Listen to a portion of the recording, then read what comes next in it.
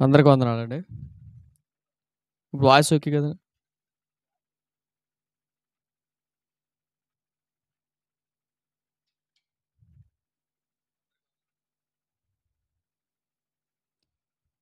ఒక చిన్న ప్రార్థన చేసుకుని నేరుగా వాక్య భాగంలోకి వెళ్ళిపోదాం. చిన్న ప్రార్థన. పరలోకమందున మా తండ్రి, మీ శ్రేష్టమైన నామానికి స్తుతులు చెల్లించుకుంటున్నాం తండ్రి. ఈ రాత్రికాల సమయంలో తండ్రి నెహమ్యా గారి జీవితంలో జరిగినటువంటి కొన్ని విషయాలు మళ్ళీ దాన్ని కంటిన్యూ చేయడానికి మీరు చూపించిన ప్రేమను బట్టి వందనాలు తండ్రి. కొన్ని అధ్యాయాలు తండ్రి మరి వివరించుకునే భాగ్యాన్ని మీరు మాకు దయచేయండి. ఎవరైతే తండ్రి లైవ్లో ఉన్నారో వారికి కూడా మరొకసారి జ్ఞాపకం చేసుకోండి. వారి ఆధ్యాత్మిక జీవితం తండ్రి ఇంకా మెరుగుపరచండి. చెప్తున్న లేఖనాలు మా హృదయాల్లో తలపోసుకుని తండ్రి మిమ్మల్ని మహిమపరిచే భాగ్యాన్ని మీరు మాకు దయచేస్తారని, ఎటువంటి ఆటంకాలు ఎటువంటి ఇబ్బందులు లేకుండా మీరే మాకు తోడుగా నడిపిస్తారని క్రీస్తు నామమున ప్రార్థన అడిగి వేడుకుని మా పరమ తండ్రి ఆమేన్. మరొకసారి చేరోజున సహోదరి సహోదరులందరికీ క్రీస్తు నామ శుభవందనాలు తెలియజేసుకుంటున్నాను. క్షమించండి, 10 నిమిషాలు లేట్ అయింది.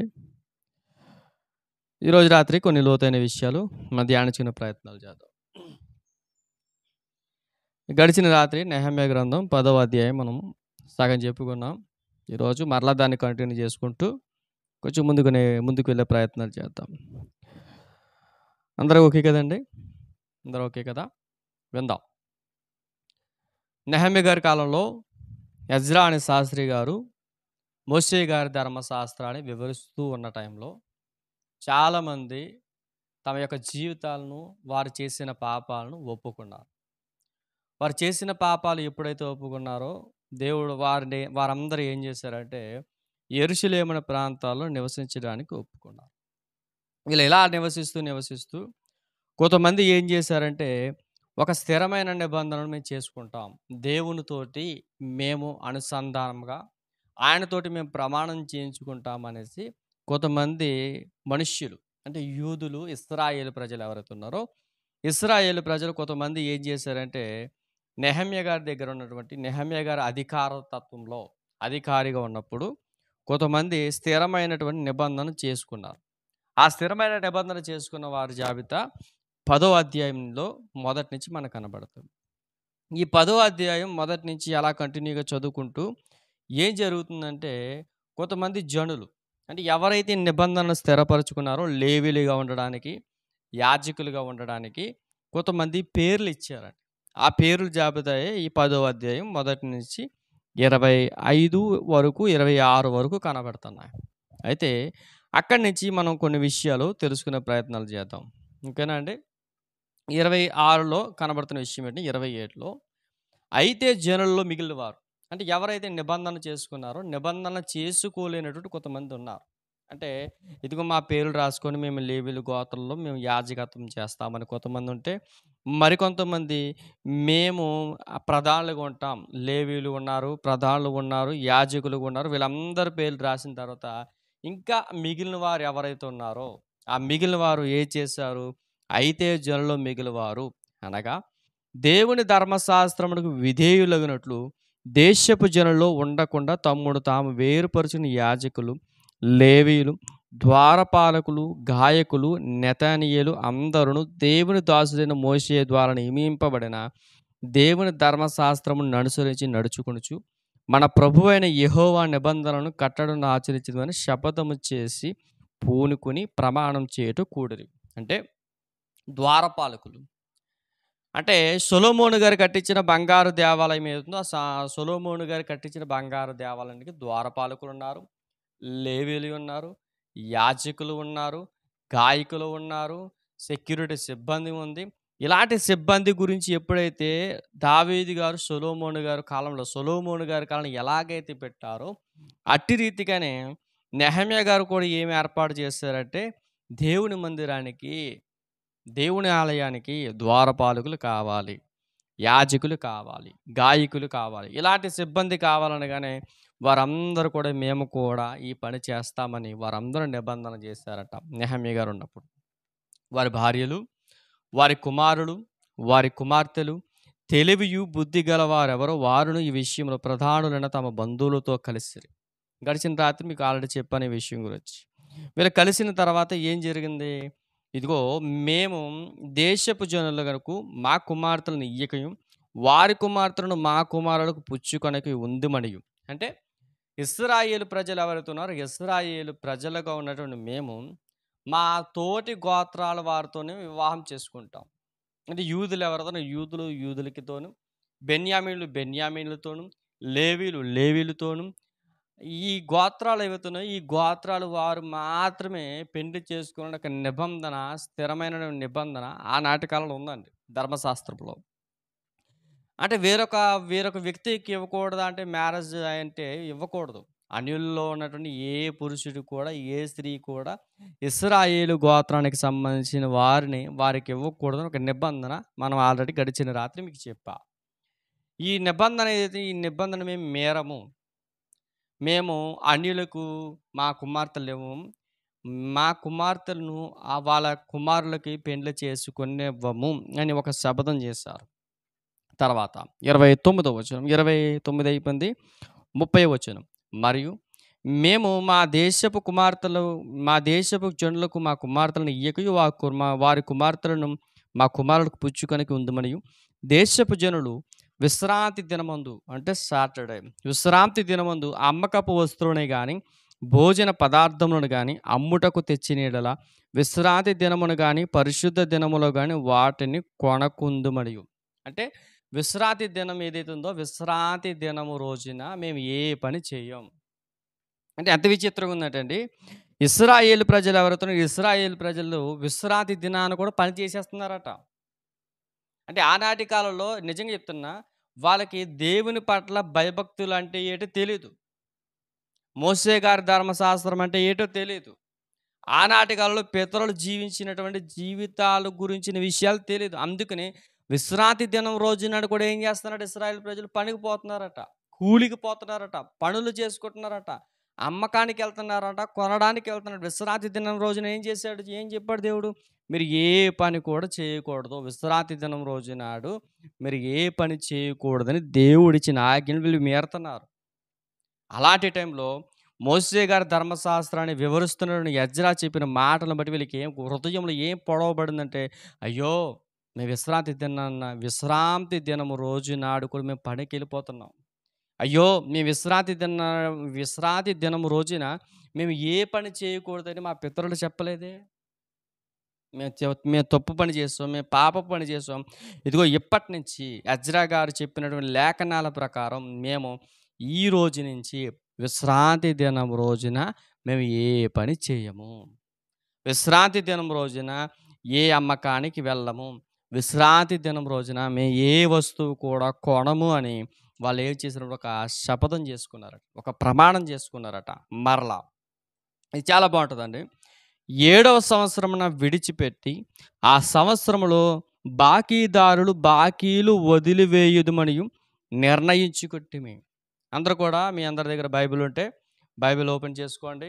తర్వాత ఎవరైనా నోట్స్ రాసుకుంటే ఇవి చాలా ఇంపార్టెంట్. కొన్ని రెఫరెన్స్లు మీకు అందరికి ఇవ్వడానికి నేను ఇష్టపడుతున్నాను. కొన్ని రెఫరెన్స్లు మనకి మోసే గారు రాసిచ్చినటువంటి కాండాల విధంగా కాండాల్లో ఈ కొన్ని వచనాలు ఉన్నాయి. వీటి యొక్క మాటల యొక్క అర్థం తెలియజేయడానికి ఒకవేళ మీ దగ్గర నోట్స్ ఉంటే నోట్స్ రాసుకోండి. 7వ సంవత్సరమును విడిచిపెట్టి ఆ సంవత్సరములో బాకీదారులు బాకీలు వదిలివేయమని నిర్ణయించుకోండి. 7వ సంవత్సరం. ఇప్పుడు 7వ సంవత్సరాన్ని ఏం చేయాలంట? విడిచిపెట్టేయాలి. 7వ సంవత్సరాన్ని విడిచిపెట్టేయాలంటే ఒకసారి బైబిల్ ఓపెన్ చేయండి. నిర్గమకాండం. ఒకసారి బైబిల్ ఓపెన్ చేద్దామా? నిర్గమకాండం 23వ అధ్యాయం 10వ వచనం. మోసే గారు రాసినటువంటి నిర్గమకాండం 23వ అధ్యాయం 10 నుంచి చదువుదాం. 10 నుంచి. 6 సంవత్సరములు నీ భూమిని వీత్తి దాని పంటను కూర్చుకొనాలి. అంటే 6 సంవత్సరాలు నువ్వేం చేయాలంటే నీ పంటనంతా భూమినంతా పంట పండించు, దాన్ని సమకూర్చుకో. 7వ సంవత్సరమున దానిని బీడుగా విడిచిపెట్టాలి. అప్పుడు నీ ప్రజల్లోని బేదలు తినిన తర్వాత మిగిలినది అడవి మృగాలు తినవచ్చును. నీ ద్రాక్ష తోట విషయంలోను నీ ఒలివ తోట విషయంలోను అలాగుననే చెయ్యవలెను. ఎందుకంటే 6 దినములు నీ పనులు చేసి నీ ఎద్దును నీ గాడిదయు నీ దాసి కుమారుని పరదేశి విశ్రమించినట్లు 7వ దినమున ఊరకయే ఉండాలి. నేను మీతో చెప్పిన దాటిని జాగ్రత్తగా గైకొండి. వేరొక దేవుని పేరు ఉచ్చరింపకూడదు. అది నీ నోట రానియ్య తగదు. అంటే ఈ మాట ఏంటంటే 6 సంవత్సరాలు మీరు ఏ పంట పండిస్తారో పండించుకోండి. 6 సంవత్సరాల పాటు కంటిన్యూస్‌గా మీరు ఏ పంట వాళ్ళు ఎక్కువగా పండించేదేంటి గోధుమ పంట. గోధుమ పంట ఒకటుంది. ఒలివ చెట్లు ఒకటుంటాయి. ద్రాక్ష తోట ఒకటుంటది. ఈ తోటలు ఏవైతే వీటన్నిటిని మీరు పండించండి. ఎన్ని సంవత్సరాలు కంటిన్యూస్‌గా? 6 సంవత్సరాలు. 6 సంవత్సరాలు మీరు పంటను పండించండి. 6 సంవత్సరాలు పండించిన పంట ఏవుతుందో దాన్ని సమృద్ధిగా నిల్వ ఉంచుకోండి. 7వ సంవత్సరం వచ్చే సమయానికి మీరేం చేయాలంటే, ఆ 7వ సంవత్సరాన్ని ఆ భూమిని నిర్మానుష్యంగా ఉంచేయండి. అందులో ఏవైతే పంటలు పండుతాయో, ఆ పంటలు పేదలు తీసుకునెళ్తారు. మీరు ధనవంతులు. మీకు భూములున్నాయి. మీకు పొలాలున్నాయి. మీకు పంటుంది. కానీ మీకు ఉన్నది పేదల వారికి ఉండదు. నిజమే కదండీ! మనం ఉన్నాం. మిడిల్ క్లాస్ ఫ్యామిలీస్ ఉంటాయి. మనలాంటి ఇల్లు ఉండడమే పెద్ద గగనం అయిపోతుంది. మనకు పొలాలుంటాయి చెప్పండి? పొలాలుండవు. ఇప్పుడు అలాంటప్పుడు దేవుడు ఏమంటున్నాడంటే 6 సంవత్సరాల పాటు చేసిన పంట ఏదుందో ఆ పంటంతా యజమానుడు తీసుకుంటే 7వ సంవత్సరాన్ని పేదలు ఎవరైతే ఉన్నారో ఆ పేదలు ఏం చేసుకుంటారు? అందులో వచ్చేటువంటి ఏవైతే మిగిలినటువంటి ధాన్యం ఉందో వాటిని ఏరుకుంటారు. వాటిని తీసుకుంటారు. కాబట్టి మీరు 6 సంవత్సరాల పాటు మీకు నచ్చినట్టు చేసుకుని 7వ సంవత్సరాన్ని ఖాళీగా వదలండి. మరొక మాట కనపడుతుంది. ఒకసారి చూద్దామా? ఒకసారి లేవియాకాండం. ఇది బావుంటది. లేవియాకాండం 25వ అధ్యాయం 4వ వచనం. లేవియాకాండం 25:4 నుంచి. దయచేసి ఎవరైనా 25:4 టెక్స్ట్ రూపంలో పెట్టడానికి ప్రయత్నాలు చేయండి. ఒకవేళ ఎవరికైనా తెలిసినట్టయితే యూట్యూబ్‌లో 25వ అధ్యాయం నేను 2 నుంచి చదువుతున్నాను. జాగ్రత్తగా వినడానికి ప్రయత్నాలు చేయండి. యెహోవా సీనాయి కొండ మీద మోషేకి ఇలాగ సెలవిచ్చెను. నీవు ఇశ్రాయేలుతో ఇట్లనుము, నేను మీకిచ్చుచున్న దేశంలో మీరు వచ్చిన తర్వాత ఆ భూమి కూడా యెహోవా పేరట విశ్రాంతి కాలమును ఆచరింపవలెను. అంటే మీరు ఎప్పుడైతే ఈ కనాను భూభాగంలోకి వచ్చారో, ఈ ఇశ్రాయేలు భూభాగానికి వచ్చారో, మీరు ఈ ఇశ్రాయేలు భూభాగానికి వచ్చిన తర్వాత మీరు ఏం చేయాలంటే, ఆ భూమిని మీకు ఇచ్చిన తర్వాత ఆ భూమి కూడా యెహోవా పేరిట అది విశ్రాంతి కాలాన్ని ఆచరించాలి. అంటే ఆ ల్యాండ్ యెహోవా ల్యాండ్ ఏదైతే ఉందో, కనాను అనే భూభాగం ఏదైతే ఉందో, ఆ కనాను భూభాగం కూడా ఏం చేయాలంటే ఒక కాలాన్ని నిర్ణయించాడు. ఏంటి ఆ కాలం? 6 సంవత్సరములు మీ చేనుని విత్తవలను. 6 సంవత్సరములు నీ ఫలవృక్ష తోటను బద్దించి దాని ఫలములను కూర్చుకొనవచ్చును. 7వ సంవత్సరాన భూమికి మహావిశ్రాంతి కాలము. అంటే 6 సంవత్సరాల పాటు, అంటే ఇప్పుడు చూడండి, విశ్రాంతి దినంని ఎలాగైతే ఆచరించమని చెప్పాడో ముందు, అదే విశ్రాంతి దినాన్ని దేవుడు మరలా ఏం చెప్తున్నాడంటే 7 సంవత్సరాల పాటు 6 సంవత్సరాల పాటు పంటను పండించని 7వ సంవత్సరాన్ని పంటను పండించకండి. మీరు 7వ సంవత్సరాన్ని ఏం చేయాలి? భూమికి మహావిశ్రాంతి కాలము అనగా యెహోవా పేరిట విశ్రాంతి సంవత్సరముగా ఉండాలి. అర్థమైందండి అందరికని? అంటే ఇప్పుడు యెహోవా పేరిట దేవుడు ఏం చెప్తున్నాడంటే 7వ సంవత్సరం అంతా కూడా మీరు ఏం చేయకూడదు. చూడండి, అని ఎవరో కానీ ఇంకా కంటిన్యూగా చదువుదామన్నా 25:4 నుంచి 4:5. అంటే ఇప్పుడు ఆయన మాట్లాడుతున్న సందర్భం ఏంటంటే, యెహోవా పేరట 6 సంవత్సరాలు మనం ఇష్టం వచ్చినట్లు మనం ఏ పంట అయితే పండిస్తామో పంటంతా అయిపోయిన తర్వాత 7వ సంవత్సరానికి ఏం చేయమంటున్నాడంటే దేవుడు దానిని పరిశుద్ధగా, అంటే విశ్రాంతి దినముగా, విశ్రాంతి కాలముగా ఆచరించమని చెప్పాడు. అంటే ఇప్పుడు ఇశ్రాయేలు ప్రజలకి ఏమర్థమైంది? చూడండి, ఇశ్రాయేలు ప్రజలకి ఏమర్థమైందంటే, ఏడో సంవత్సరమును విడిచిపెట్టి, ఆ సంవత్సరం బాకీదారులు అంటే చాలామంది బాకీలు వసూలు చేయడానికి వస్తారు. ఆ టైంలో పంటలు పండించేవారు. ఆ బాకీదారులు బాకీలు వదిలివేయదమని నిర్ణయించుకోండి. ఎవరైనా బాకీదారులు ఆ ఏడో సంవత్సరం మా దగ్గరికి వస్తే బాకీలు విడిచిపెట్టేస్తాం. ఎవరి ప్రసంగానికి? అర్థమవుతుందండి. అంటే ఇశ్రాయేలు ప్రజలకి దేవుడి గురించిన విషయాలు తెలియనప్పుడు, ఎప్పుడైతే దేవుడి గురించి విషయాలు తెలిసాయో వారు మనసు మార్చుకున్నారు. ఇశ్రాయేలు ప్రజలు వారు మనసు మార్చుకున్నారు. మరియు మన దేవుని మందిరపు సేవ నిమిత్తము ప్రతి సంవత్సరానికి తులము వెండిలో మూడో వంతు ఇచ్చేదమని నిబంధన చేసుకుంటిమి. జాగ్రత్త వినండి. అందరూ కూడా మరలా చెప్తున్నా, నోట్స్ రాసుకోండి. ఈయనేం చెప్తున్నాడంటే, ప్రతి సంవత్సరం కూడా వీళ్ళు ఏం చేస్తారంటే తులము వెండి మూడో వంతు ఎవరికి ఇస్తారంట? మందిరపు సేవ నిమిత్తం. మందిరపు సేవ నిమిత్తం. అంటే మందిరపు సేవ నిమిత్తం వీళ్ళు ఏం చేస్తారంటే దేవునికి మూడో వంతు ఇస్తారంట. ఎంత?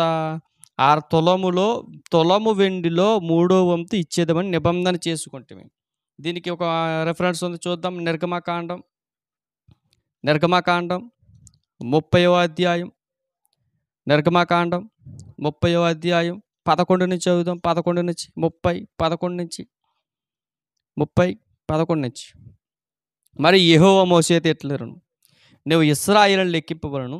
వారు లెక్కింపబడి వేళకు ప్రతివాడు యెహోవాకు తన ప్రాణ క్రయధనమును ఇచ్చుకోవాలి.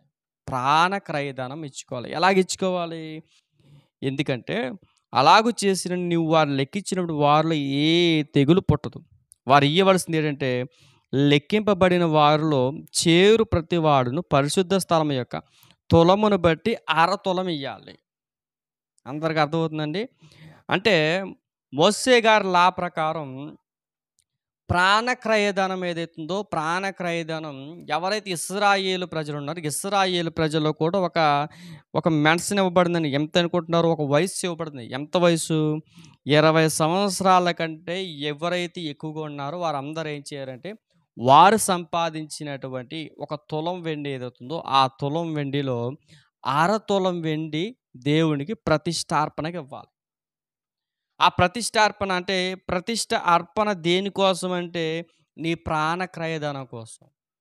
అంటే నీ ప్రాణ యొక్క విలువ ఏటో తెలియడానికి నీ ప్రాణ క్రయధనం ద్వారా అర తులం వెండి నువ్వు ఎవరికి ఇవ్వాలంటే దేవునికి ఇవ్వాలి. ఇది ఎవరి గురించి మాట్లాడుతుంది? ఇశ్రాయేలు లెక్కింపబడిన వారి గురించి. ఇప్పుడు మోషే గారు చెప్పిన ఈ మాట ప్రకారం వారికి ఏమర్థమైందంటే, మేము అర తులం కాదు ఇచ్చేది, మూడో వంతు ఇస్తాం. అంటే తులములో సగం అర తులం. ఈ అర తులము కాకుండా మేము మూడో వంతు ఇస్తామని ఆ రోజు ఇశ్రాయేలు ప్రజలు నెహమ్యా గారు ఉన్నప్పుడు వాళ్ళు దేవునికి ఆనబెట్టుకున్నారు. ఏం పెట్టుకున్నారంట? ఒక నిబంధన చేసుకున్నారు. మరలా సవరింపబడిన రొట్టె విషయంలోను, నిత్య నైవేద్య విషయంలోను, నిత్యము అర్పించు దహన బలి విషయంలోను, విశ్రాంతి దిన విషయంలోను, అమావాస్య దినముల్లోను, నిర్ణయింపబడిన పండగ విషయంలోను, ప్రతిష్ఠితములైన వస్తువుల విషయంలోను ఇశ్రాయేలులు ప్రాయశ్చిత్తం కలుగుటకై పాప పరిహారార్థ బల విషయంలోను మన దేవుని మందిరపు పని అంతటి విషయంలోను అలాగున నిర్ణయించుకుంటేమి. అంటే మోషే గారి కాలంలో ఇశ్రాయేలు ప్రజలు ఏవైతే పండగలు ఆచరించారో, అమావాస్య రోజులు ఎలాగైతే ఉన్నారో, పండగలు, కాలములు, పద్ధతులు, ఆచారాలు, సాంప్రదాయాలు ఏవైతే ఆచరించారో ఆనాటి కాలం అట్టి ఆచారాలు మేము మరలా దాన్ని కంటిన్యూ చేస్తామని ఆనాటి కాలంలో నెహమ్యా గారు ఉన్న కాలంలో ఉన్నట్టు ఇశ్రాయేలు ప్రజలు దేవుని మీద ఆనట్టుకున్నారట, ఒట్టు పెట్టుకున్నారట. ఇంకా మరియు మా పితరులు ఇంటి మర్యాద ప్రకారం ప్రతి సంవత్సరము నిర్ణయించిన కాలంలో ధర్మశాస్త్ర గ్రంథమందు వ్రాసినట్టు మా దేవుడిని యెహోవా బలిపీఠం మీద దహింపచేయుటకు యాజకులలోను లేవీయులలోను కట్టెల అర్పణమును మా దేవుని మందిరమును ఎవరు తేవలను వారు చీట్లు వేసుకుని నిర్ణయించుకుంటాము. ఇదంతా చెప్పుకుంటూ పోతే చాలా చరిత్ర అవుతుంది. వీళ్ళు చీట్లు వేసుకుంటూ నిర్ణయించుకున్నారట. మరియు భూమి యొక్క ప్రథమ ఫలము, సకల వృక్షాల ప్రథమ ఫలము ప్రతి సంవత్సరం ప్రభు మందిరం సేవ చేయుటకు మేము తీసుకొని వచ్చినట్టుగా నిర్ణయించుకుంటాం. అంటే ప్రథమ ఫలాల గురించి కూడా విషయాలు మాట్లాడుతున్నారు. ఎవరండి వాళ్ళు? చెప్పాలి. ఎవరు మాట్లాడుతున్నారు ఇవన్నీ కూడా? ఎవరు మాట్లాడుతున్నారంటే ఇశ్రాయేలు ప్రజలు. ఎవరి కాలంలో? నెహెమ్యా గారి కాలంలో. మిమ్మల్ని మరలా ప్రశ్నేస్తున్నా. ఇప్పుడు నెహెమ్యా గారి కాలంలో ధర్మశాస్త్రాన్ని చెప్పేటువంటి వ్యక్తి ఎవరు? నెహెమ్యా గారి కాలంలో ధర్మశాస్త్రం గురించి వివరించినటువంటి ఒక పెద్దాయన పేరేంటి? మీరు చెప్పాలి త్వరగా.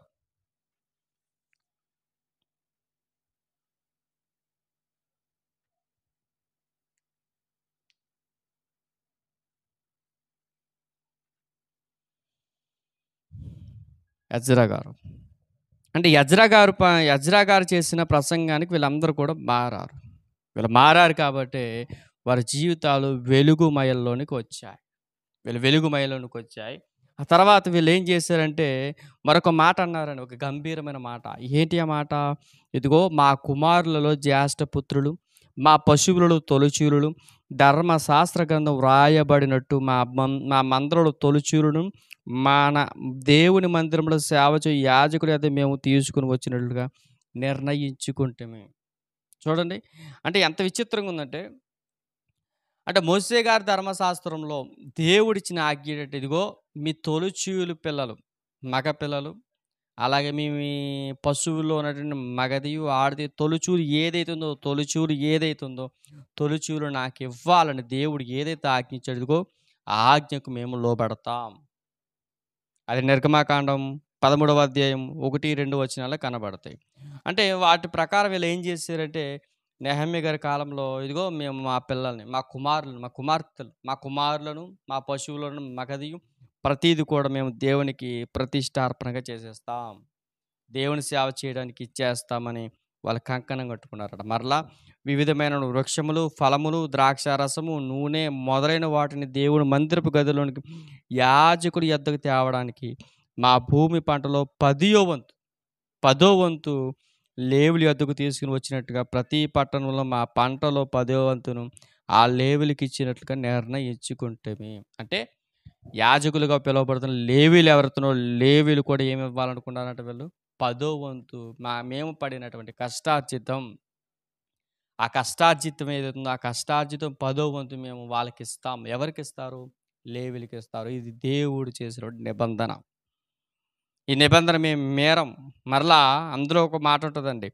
లేవీయులు ఆ 10వ వంతును తీసుకుని రాగా అహరోను సంతతి వాడని యాజకుడు ఒకడును వారితో కూడా ఉండవలెనని 10వ వంతులలో ఒక వంతు లేవీయులు మా దేవుని మందిరములో ఉన్న ఖజానా గదిలోను తీసుకుని రావాలని నిర్ణయించుకుంటిమి. బాగా గుర్తుపెట్టుకోండి. లేవీయులు ఎవరైతే లేవీయులకి 10వ వంతు ఇవ్వాలి. మరలా ఆయన అంటున్నాడు, ఈ లేవీయులు ఎవరైతే లేవీయుల మీద అధికారి యాజకుడు. బాగా గుర్తుకోండి. మరలా మిమ్మల్ని అడుగుతున్నానండి. మందిరపు సేవ, మందిరపు ఆవరణంలో, మందిరపు దేవుని యొక్క ఆలయంలో యాజకులుగా పిలువబడడానికి దేవుడు ఒక సంతానాన్ని ఏర్పాటు చేశాడు. ఎవరు ఆయన? మందిరపు సేవ చేయడానికి ఒక యాజకుడుగా దేవుడు ఒక కుటుంబాన్ని ఏర్పాటు చేసుకున్నాడు. ఆ కుటుంబం ఎవరు? ఎవరు అతను? చెప్పండి ఒకసారి. ఆ కుటుంబం, అతని పేరేంటి? థ్యాంక్ యూ అన్న. అహరోను గారు. అంటే అహరోను యాజకత్వం. అంటే మందిరంలో సేవ చేయడానికి అహరోను సంతతి వారే చేయాలి. అంటే లేవీయులు ఎవరైతే ఉన్నారో లేవీయులందరూ కూడా ఆ అహరోను సంతతి ఎవరైతే ఉన్నారో ఈ అహరోను సంతతి వారికి దేవుడు చెప్పిన ప్రకారం ఈ లేవీయులు ఎవరైతే ఉన్నారో ఇప్పుడు లేవీయులందరూ కూడా ఏం చేయమనంటే, ఇదిగో మేము మీకు 10వ వంతు ఇచ్చాం కదా, మీ 10వ వంతు ఇచ్చాం కదా. ఇప్పుడు నేనున్నానండి, ఫర్ ఎగ్జాంపుల్ మా అమ్మలకు మాట్లాడుతున్నాం. మాకు ఎవరి సంఘంలో 10వ వంతు మేము తీసుకోం. ఇప్పుడు లేవీలుగా ఉన్నటువంటి వీళ్ళు ఎవరైతే ఉన్నారో ఈ లేవీలందరూ 10వ వంతు ఇశ్రాయేలు ప్రజలు ఇచ్చారు లేవీలకి. మరలా ఇప్పుడు లేవీలందరూ 10వ వంతు ఇప్పుడు మరలా ఎవరికి ఇవ్వాలి చెప్పండి? ఇప్పుడు ఇశ్రాయేలు ప్రజలు లేవీలకి ఇస్తే లేవీలు 10వ వంతు ఇప్పుడు ఎవరికి ఇవ్వాలి చెప్పాలండి? ఇప్పుడు ఎంతకు అర్థమవుతుంది మాట?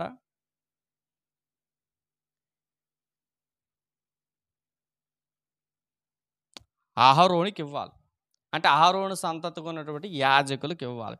ఇప్పుడు యాజకులు ఇవ్వాలనేసి ఒక రూల్ ఒకటి వచ్చింది. వింటున్నారు కదా? అర్థమవుతుంది అనుకుంటున్నా. ఇప్పుడు మరలా చెబుతున్నా. లేవీయులు 38వ వచనం. లేవీయులు ఆ 10వ వంతును తీసుకుని రాగా అహరోను సంతతి వాడైన యాజకుడును ఒకడును వారితో కూడా ఉండవలనని 10వ వంతులో ఒక వంతు చూడండి 10వ వంతులో ఒక వంతు లేవీయులు మా దేవుని మందిరములో ఉన్న ఖజానా గదిలోనికి తీసుకుని రావాలని నిర్ణయించుకుంటుమి. ఇశ్రాయేలును, లేవీయులను, ధాన్యమును, క్రొత్త ద్రాక్షారసము నూనెను తేగా, సేవ చేయు యాజకులను, ద్వారపాలకులను, గాయకులను వాటిని తీసుకుని ప్రతిష్ఠితములకు ఉపకరణములను మందిరపు గదులలో ఉంచవలను. మా దేవుని మందిరమును మేము విడిచిపెట్టము. అంటే వీళ్ళందరూ కూడా ఏం చేశారంటే, ఇదిగో మేమందరూ కూడా రెడీ. ఇంకో అప్పటి నుంచి మోషే గారి ధర్మశాస్త్ర ప్రకారం పండగలు ఎలా ఆచరించాలి, పస్కా పండుగ ఎప్పుడు చేయాలి, ప్రతిష్ఠిత పండుగ ఎప్పుడు తెలియదు, సమాధాన బలి ఎప్పుడు చేయాలి, మరలా దేవునికి పర్ణశాల పండుగ ఎప్పుడు చేయాలి, మా పిల్లల్ని ఎలా ప్రతిష్ఠింప చేయాలి, మేము సున్నతి ఏ సమయంలో చేసుకోవాలి, ఈ సంగతులన్నీ మోషే గారి ధర్మశాస్త్రంలో వివరించినప్పుడు ఇదిగో ఆ ధర్మశాస్త్రం ఎలాగైతే చెప్పబడ్డాయో ఆ ధర్మశాస్త్రం ప్రకారం మేము బ్రతుకుతాం అని వీళ్ళు ఒప్పుకున్నారండి. ఇంతవరకు మనకి ఏ అధ్యాయం కనబడుతుందంటే 10వ అధ్యాయంలో కనబడుతున్నట్టు సారాంశం. అందరికి అర్థమైందా? త్వరగా 10వ అధ్యాయం సారాంశం అర్థమైందండి? 10వ అధ్యాయం సారాంశం.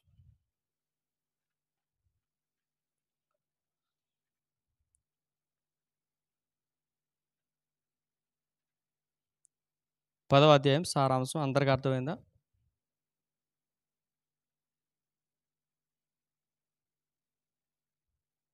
ఓకే, నెక్స్ట్ 11వ అధ్యాయంలోకి వెళ్ళి ప్రయత్నాలు చేస్తాను.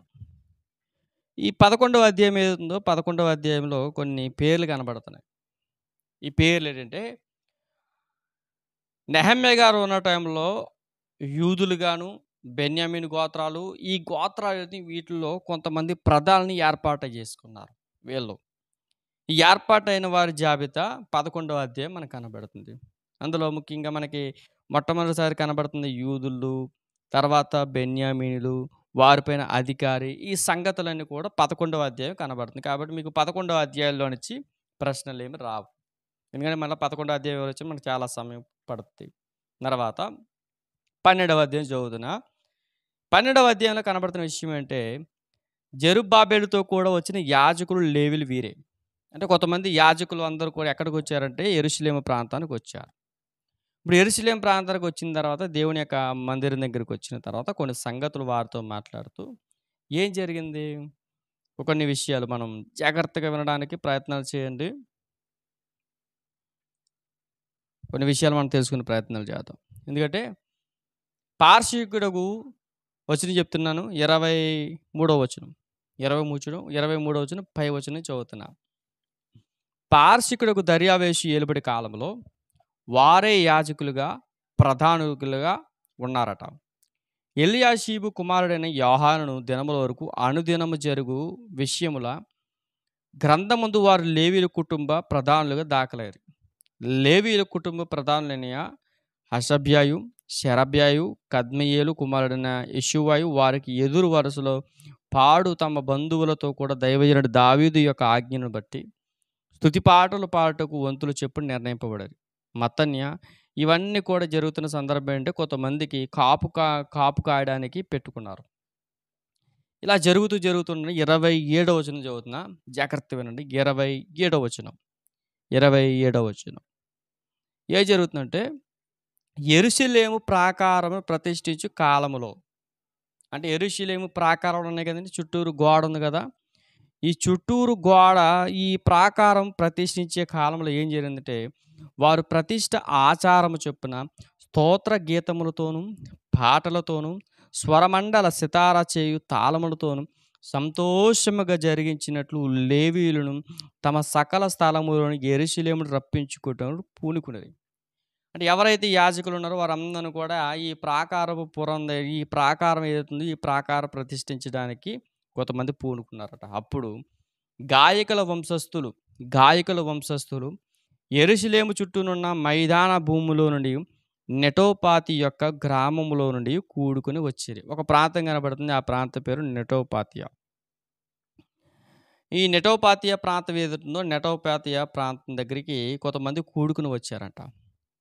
అందరూ కూడా ఒక విషయం గుర్తుపెట్టుకోండి, 12వ అధ్యాయంలో పేర్లు ఏవైతే ఉన్నాయో పేర్లు అనేది ఇవ్వబడదు. ఎందుకంటే మనకి మొదటి వచనం నుంచి 26 వచనం వరకు కొన్ని పేర్లు కనబడ్డాయి. ఆ పేర్లు అవైతే ఇవ్వబడవు. తర్వాత 27 నుంచి మీకు ఇవ్వబడడం జరుగుతది. ఎందుకంటే వాటిని గురించిన వివరణ చాలా ప్రాముఖ్యం. అందుకని 27 నుంచి చదువుతున్నాను. జాగ్రత్తగా రాసుకోండి.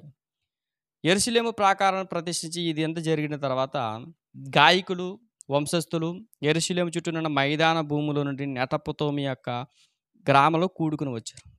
మరియు గిల్గాలు యొక్క ఇంటిలో నుండి, గెబా యొక్క అజ్మతీయతకయు పొలములో నుండి జనులు వచ్చారు.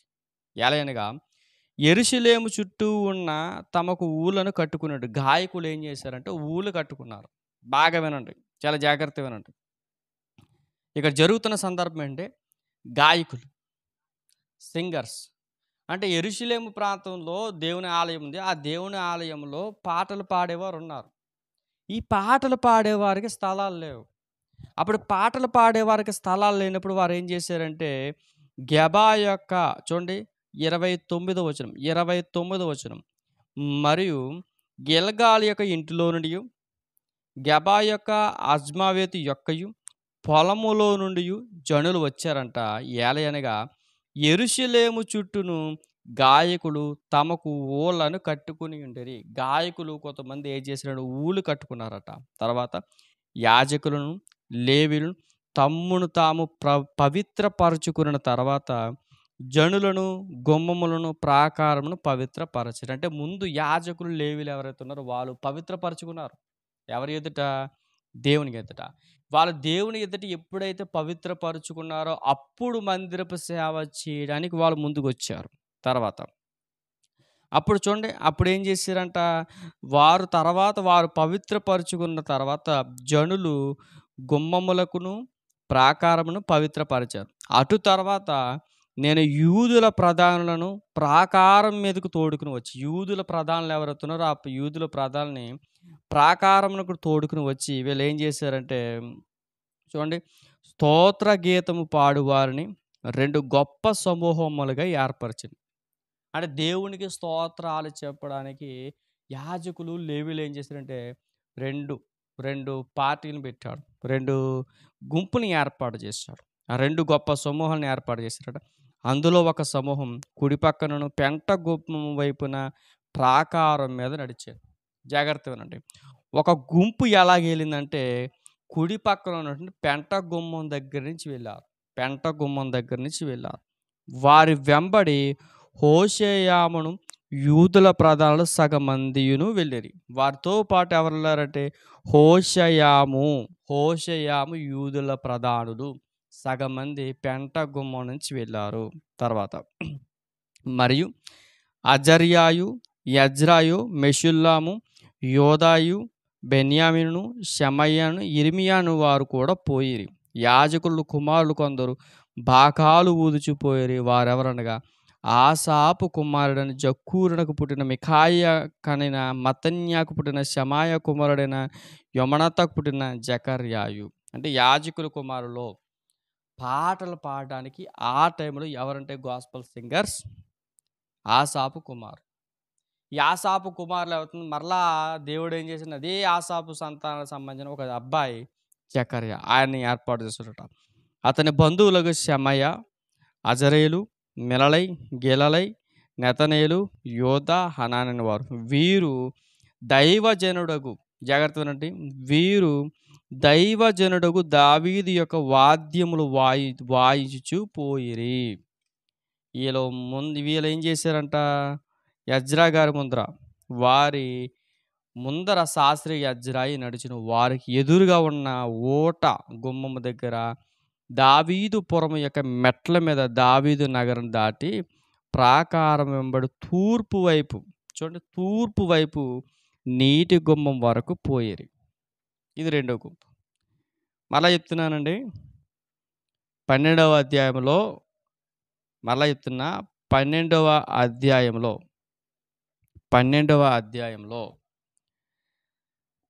పేర్లు ఏవైతే ఇవ్వబడియో వీళ్ళ తర్వాత వీళ్ళు, వీళ్ళ తర్వాత వీళ్ళు, వీళ్ళ తర్వాత వీళ్ళు అనేది ఏదైతే ఉందో మళ్ళీ చెప్తున్నా, మొదటి వచనం నుంచి ఎక్కడ వరకు అంటే 26 వరకు మీకు సంగతులు ఇవ్వబడవు.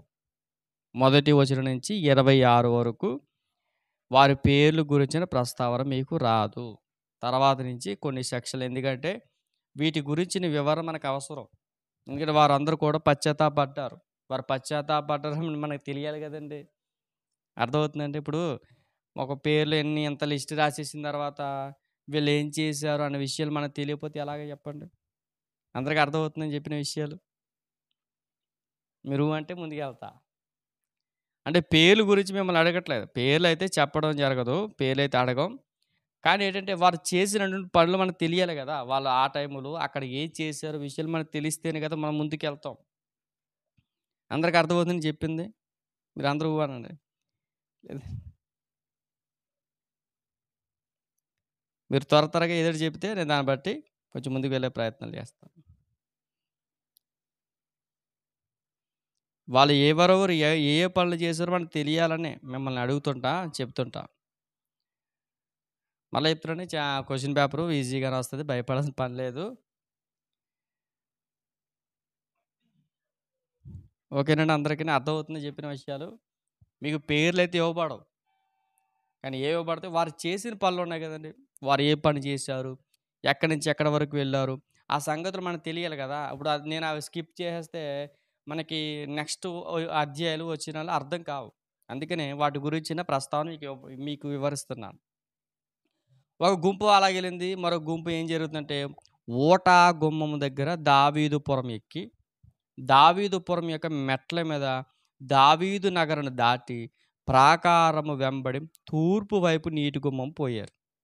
38, 38, 38 స్తోత్ర గీతములు పాడు వారి రెండవ సమూహం వారికి ఎదురుగా నడిచాను. వారు ఎదురైపోయారు వీళ్ళిద్దరు కూడా. వారి వెంబడి నేనును వెళితిని. ప్రాకారం మీదనున్న సగం మంది కొలములు, గోపురము అవతల నుండి వెడల్పు ప్రాకారము వరకు వెళ్ళిరి.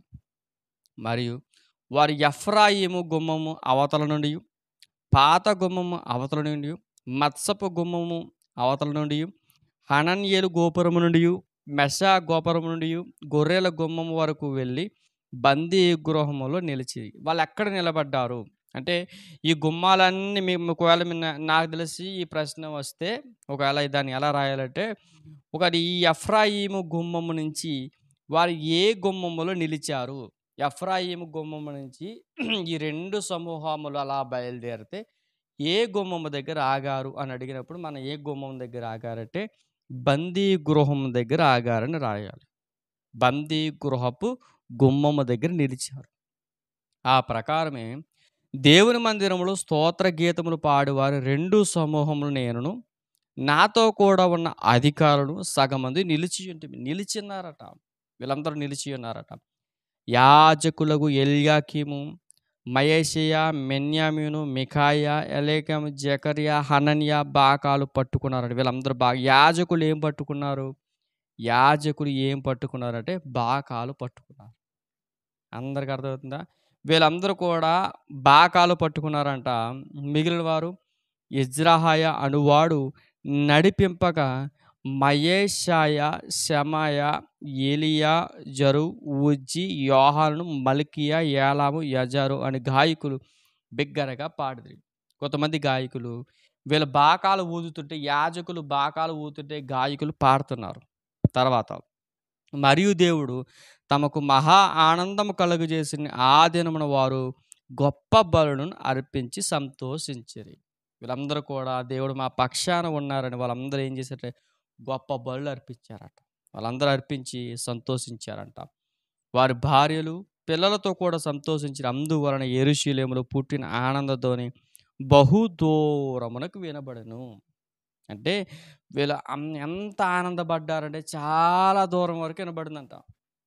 ఎంత దూరం వరకు వినబడిందో మనకు తెలియదు కానీ బహుదూరముగా వీళ్ళ ఆనంద ధ్వని చాలా మందికి వినబడిందంట. తర్వాత ఆ కాలమందు ఆ కాలమందు పదార్థములకును, ప్రతిష్ఠ అర్పణకును, ప్రథమ ఫలములకును, 10వ వంతుల సంబంధమైన వాటిని ఏర్పరిచిన గదుల మీద కొందరు నియమిపడిరి. అంటే ఈ ప్రతిష్టార్పణ, బలి అర్పణ వీటి గురించిన విషయాల గురించి ఒక అధికారి నియమించారంట. గదులు నియమించారంట. గదులు వారు యాజకుల కొరకును లేవీయుల కొరకును ధర్మశాస్త్రానుసారంగా నిర్ణయింపబడిన భాగములు, పట్టణములు, పొలములను సమకూర్చుకొనుటకు నియమింపబడిరి. అర్థమవుతుందండి అందరికీ? మరలా చెబుతున్న 44వ వచనం, 44వ వచనం, 44వ వచనం. ఒకవేళ కుదిరితే ఎవరైనా టెక్స్ట్ రాయడానికి ట్రై చేయండి. 44వ వచనం. ఆ రోజే ఆ కాలమందు పదార్థాలకును, ప్రతిష్ఠ అర్పణకును, ప్రథమ ఫలములకును, 10వ వంతుల సంబంధమైన వాటికి ఏర్పరిచిన గదుల మీద కొందరు నియమింపబడిరి. అంటే ఎవరైతే దేవునికి అర్పణలు ఇవ్వాలనుకున్నా, దేవునికి పదార్థాలు ఇవ్వాలనుకున్నా, లేవీయులకి దశంభాగాలు 10వ వంతు ఇవ్వాలనుకున్నా, వీటన్నిటి కొరకు ఒక గదిని ఏర్పాటు చేశారట. ఎవరు? ఇశ్రాయేలు ప్రజలు. తర్వాత వారు యాజకుల కొరకును, లేవీయుల కొరకును ధర్మశాస్త్రానుసారంగా నిర్ణయింపబడిన భాగములను పట్టణముల పొలములో నుండి సమకూర్చుకున్నటకు నియమింపబడిన కొంతమంది లేవీయులను, యాజకులని పట్టణములో ఉన్నటువంటి ధాన్యం ఏదైతుందో పొలములను తెచ్చినటువంటి వాటిని గురించి సమకూర్చడానికి కొంతమంది నియమించాడట.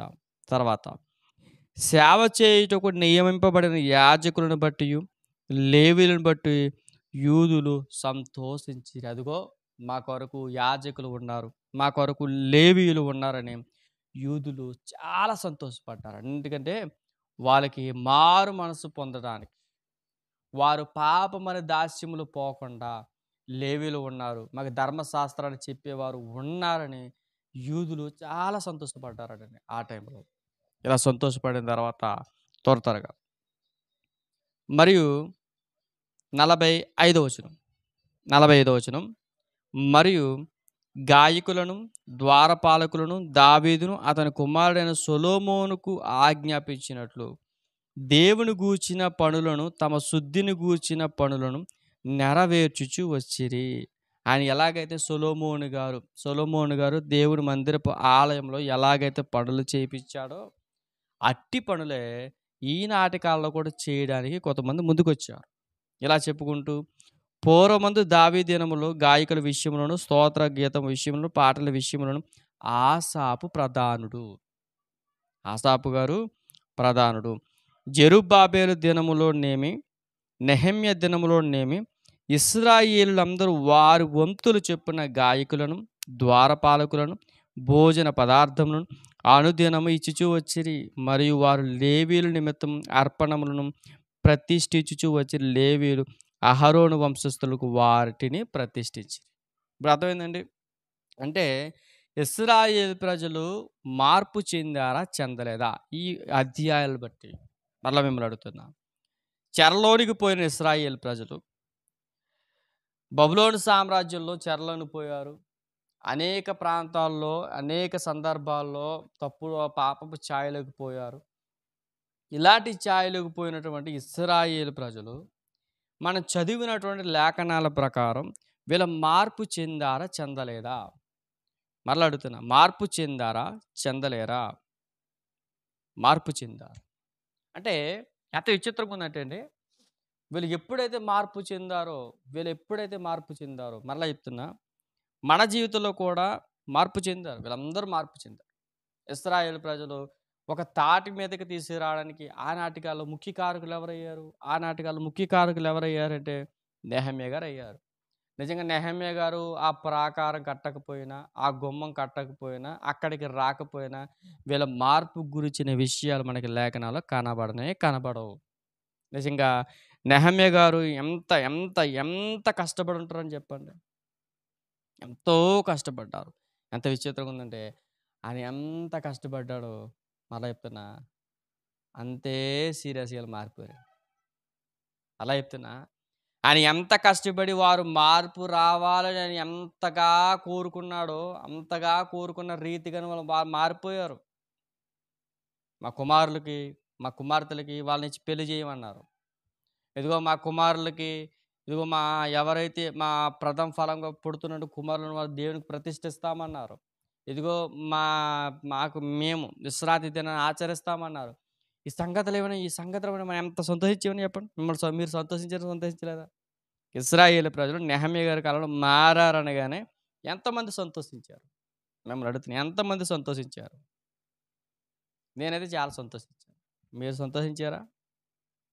చెప్పండి.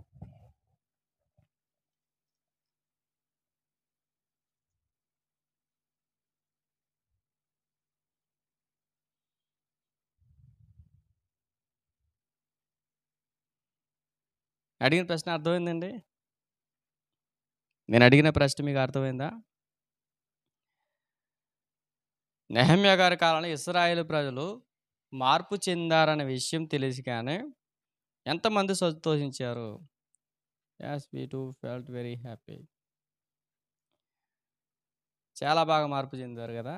ఎంత బాగా మార్పు చెందారో అంతే రివర్స్ అయిపోయారండి. నేను చెప్తున్నా, ఎంతగా మన ఆనందపడుతున్నామో అంత డల్ అయిపోయారు తర్వాత. ఎలా డల్ అయిపోయారు? ఒకసారి చూడండి. నెహెమ్యా గారు రాసిన గ్రంథం చిట్ట చివరి అధ్యాయం. ఈ అధ్యాయం చెప్పుకొని మనం ముగించుకునే ప్రయత్నాలు చేద్దాం. 13వ అధ్యాయం మొదటి నుంచి చదువుతున్నా. వాళ్ళు ఏదైతే వాళ్ళు చేయకూడదు అనుకున్నారో మొట్టమొదటిసారి అదే చేసేసారు. ఏంటి అది? ఆ దినమందు వారు మోషే గ్రంథమును జనులకు చదివి వినిపించగా అందులో అమ్మోనీయులు గాని, మోయాబీలు గాని దేవుని యొక్క సమాజమును ఎన్నటికిని చేరకూడదు. వారు అన్నపానములు తీసుకుని ఇశ్రాయేలుకి ఎదురుపడక వాళ్ళు శపించమని బిలామును ప్రోత్సాహపరచిరి. మిమ్మల్ని అడుగుతున్న బిలాము గురించిన విషయాలు మనకు తెలిసే తెలియదండి. మిమ్మల్ని అడుగుతున్నా, బిలాము గురించిన విషయాలు లైవ్లో వింటున్నటువంటి వారికి తెలుసా తెలియదా?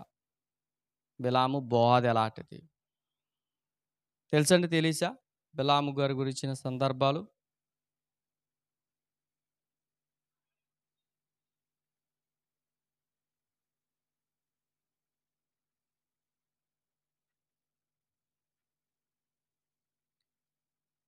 Thank you. బిలాము బోధ ఎలాంటిదంటే, ఈయన ఒక ప్రవక్త. ఈ ప్రవక్త ఏం చేయడానికి వచ్చాడు? ఇశ్రాయేలు ప్రజలను శపించడానికి వచ్చాడు. ఇశ్రాయేలు ప్రజలను శపించడానికి బాలాకు కొన్ని డబ్బులు ఇవ్వడానికి, కొంత ఘనత ఇవ్వడానికి, కొన్ని విధాలైనటువంటి తన జీవితంలో చూడలేనివన్నిటిని నేను ఇస్తానని బాలాకు బిలాంతో చెప్పగానే ఆ మాటను పట్టుకుని బిలాము ఇశ్రాయేలు ప్రజలను శపించడానికి వచ్చాడు. ఆయన అదే మాట్లాడుతున్నాడు 2వ వచనంలో. వారు అన్నపానాలు తీసుకున్నారు, ఇశ్రాయేలులకు ఎదురు పడక వాళ్ళని శపించమని బిలామును ప్రోత్సాహపరచిరి. అయినను మన దేవుడు ఆ శాపమును ఆశీర్వాదముగా మార్చినని వ్రాయబడినట్టు కనబడెను. అంటే బిలాము ఎన్నిసార్లు శపించాడు ఇశ్రాయేలు ప్రజని తెలిసిన వారు చెప్పండి. సంఖ్యాకాండం 23వ అధ్యాయం. Thank you. Thank you sister. Thank you అన్న. Thank you. చూడండి, బిలాము ఇశ్రాయేలు ప్రజల్ని ఎన్నిసార్లు శపించడానికి వచ్చాడు? ఎన్నిసార్లు శపించాడు?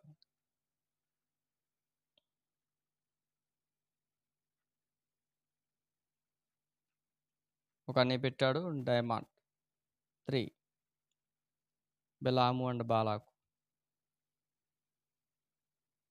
బిలాము ఇశ్రాయేలు ప్రజల్ని 3 సార్లు శపించడానికి వచ్చాడు. 3 సార్లు కూడా శపించడానికి వస్తే దేవుడు ఆ మాటల్ని ఎలా మార్చాడంటే ఆశీర్వదించాడు. అదే మాట్లాడుతున్న చూడండి, దేవుడు నెహెమ్యా గారితో మాట్లాడుతూ అయినను మన దేవుడు ఆ శాపమును ఆశీర్వాదముగా మార్చినని వ్రాయబడి కనబడింది. కాగా జనులు ధర్మశాస్త్రం వినినప్పుడు మిశ్ర జన సమూహమును ఇశ్రాయేలులో నుండి వెలివేసిరి.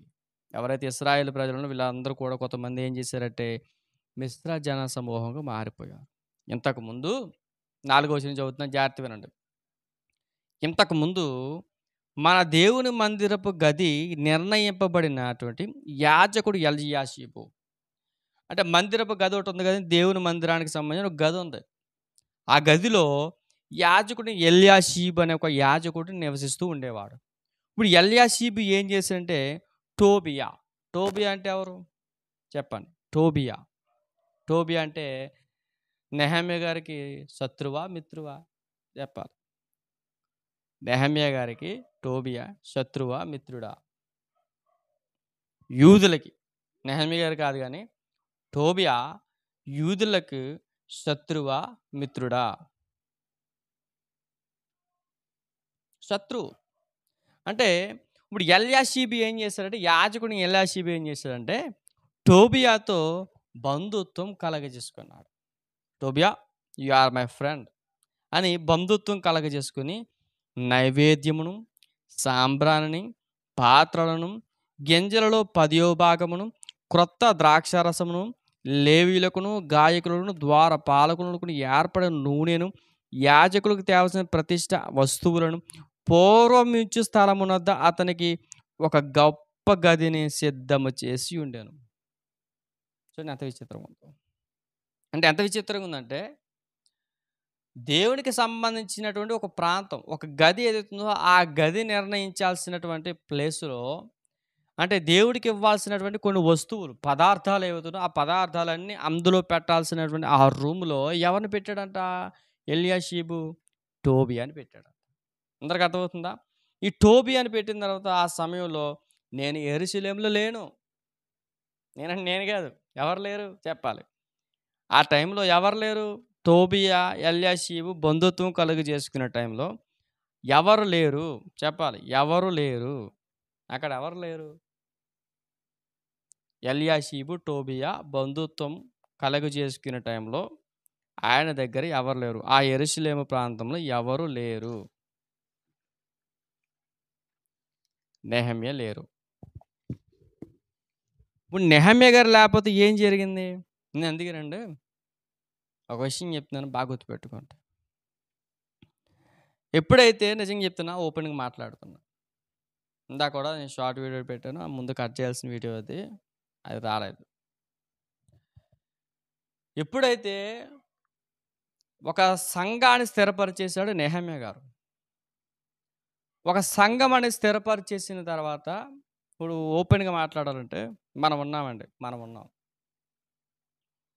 మీరు వేరొక సంఘం, నేనొక వేరొక సంఘం.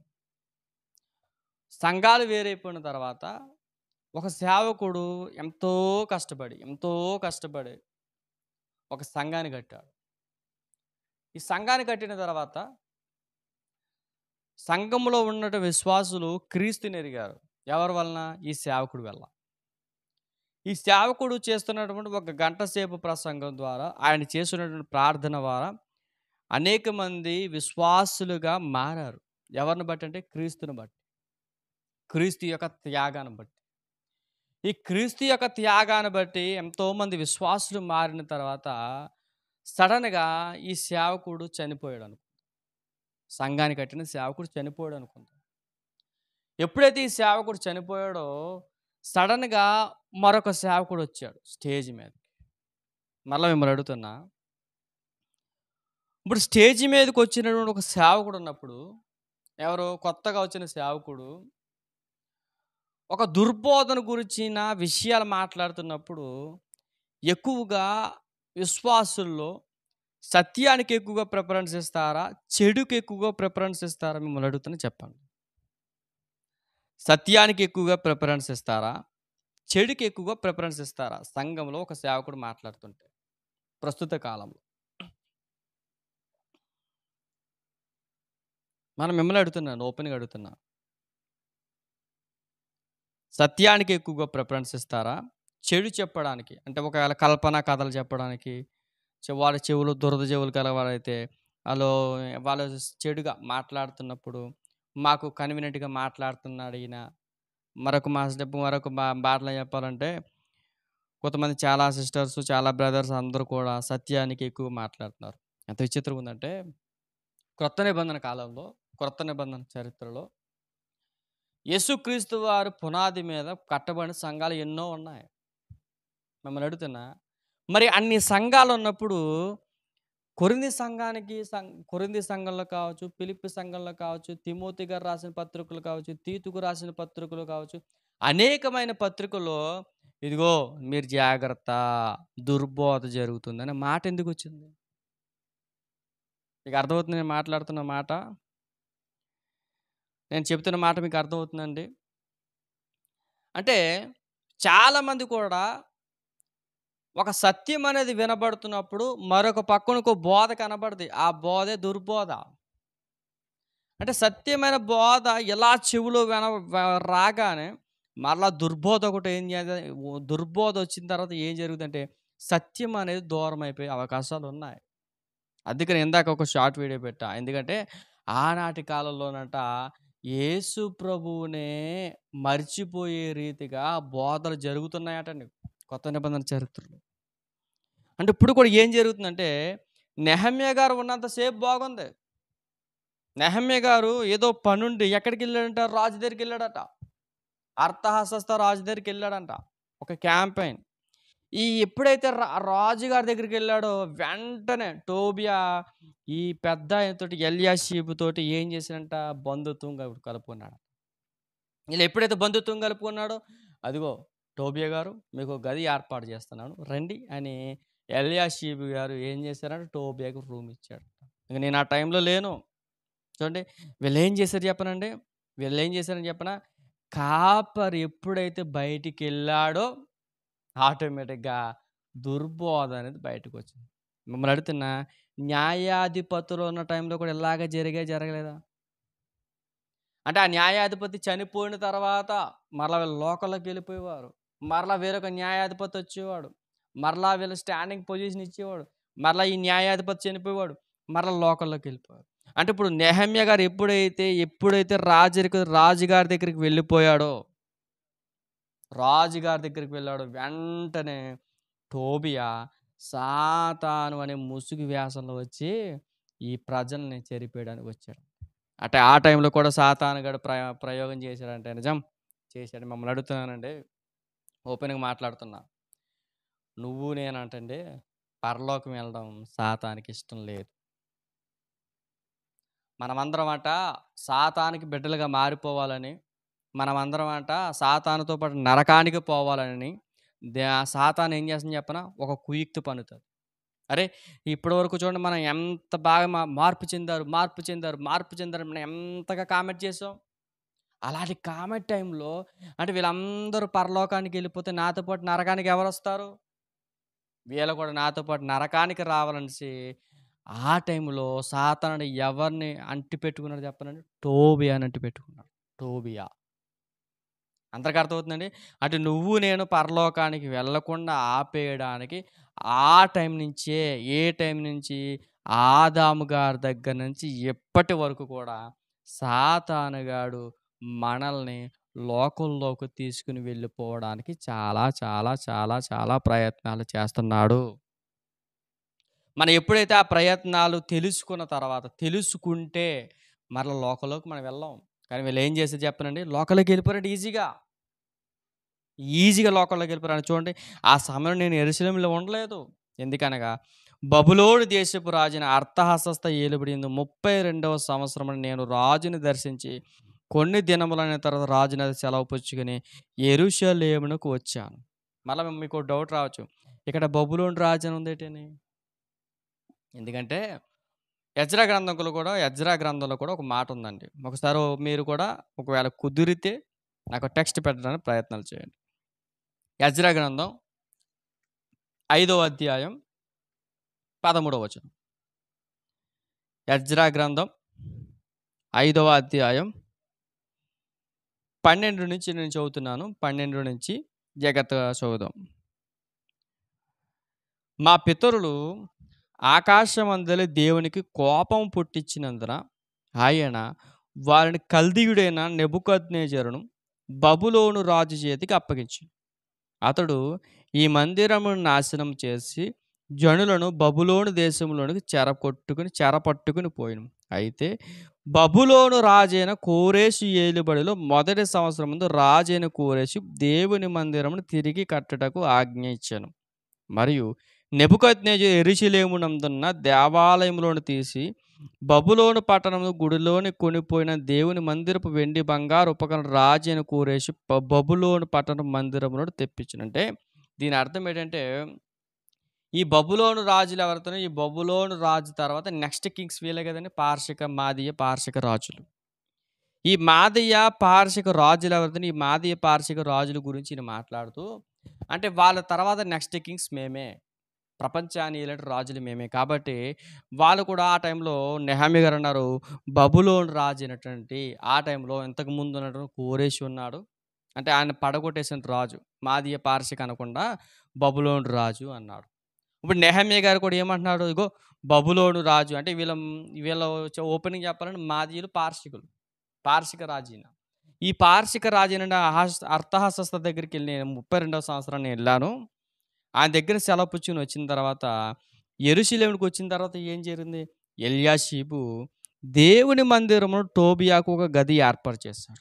చేసిన కీడంతా తెలుసుకున్నాను. చూడండి ఎంత బాధపడి ఉంటాడండి నెహెమ్యా గారు. ఎంత బాధపడి ఉంటాడండి. ఈ మా ఈ ఈ ఈ సెంటెన్స్ వినగానే మిమ్మల్ని అడుగుతున్నా, ఈ మాట వినగానే మీలో ఎంతమంది బాధ కలిగింది చెప్పండి? మిమ్మల్ని అడుగుతున్నా. ఓపెన్‌గా అడుగుతున్నాను. నా లైవ్‌లో ఉంటే మిమ్మల్ని అడుగుతున్నా ఇక్కడ. ఇప్పుడు ఎలియాషీబు టోబియాకి ఒక గది ఏర్పాటు చేసి దేవుని గదిని ఇచ్చేసాడంటే మీలో ఎంతమంది బాధపడ్డారు? మిమ్మల్ని అడుగుతున్నా. ఎంతమంది బాధపడ్డారు చెప్పండి? చాలా బాధపడ్డాడండి నెహెమ్యా గారు. మరి మీకు బాధ కలుగుతలేదో ఏటో నాకు తెలీదు గానీ.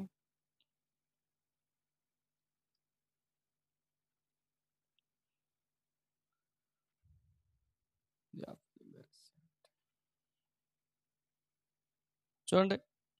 అంటే ఏడో వచనం మనకి ఏ విషయం కనబడుతుంది? వెంటనే ఎప్పుడైతే నెహెమ్యా గారు అక్కడి నుంచి అంటే బబులోను రాజు అయినటువంటి లేదా పార్షిక రాజు అయినటువంటి అర్తహషస్త రాజు దగ్గర నుంచి ఇక్కడికి రాగానే ఈ మాట వినగానే ఆయన అర్థమైందంట. అరే! టోబియాకి గది ఎందుకిచ్చాడు? ఆయన బహుగా దుఃఖపడి ఆ గదిలోని టోబియా యొక్క సామాగ్రి అంతా అవతల పారేసి గదులన్నీ శుభ్రం చేయడని ఆజ్ఞాపింపగా వారు అలాగే చేశారు. అర్థమవుతుందండి? వాళ్ళందరూ కూడా ఏం చేశారంట? అరే! టోబియాకి ఎలా గదిచ్చాడు ఎలీషిబు? ఎంత యాజకుడైతే మాత్రం, ఎంత దేవుని యొక్క మాటలు చెబితే మాత్రం టోబియాకి స్థలం ఎలాగిచ్చాడు? దేవుని మందిరం, దేవుని ఆలయం ఇది. దేవుని ఆలయంకి సంబంధించిన గదిలో ఆడి వస్తువులు ఎట్టడం ఏంటనేసి ఎల్యాషీబ్ మీద చూపించాల్సిన కోపం ఎవరి మీద చూపించాడు? టోబియా యొక్క సామాన్లు బయటికి గెరేసాడు. ఎంత బాధపడే విషయం చూడండి. వెంటనే వారు అలాగ చేసిన వాళ్ళ యొక్క సామాగ్రి అంతా బయట పడేసారు. పిమ్మట మందిరపు పాత్రలను, నైవేద్య పదార్థములను, సాంబ్రాన్ని నేను అక్కడికి మరలా తెప్పించి ఆ గదులు ఏవైతే ఉండాలో వాటిని తెప్పించాడంట.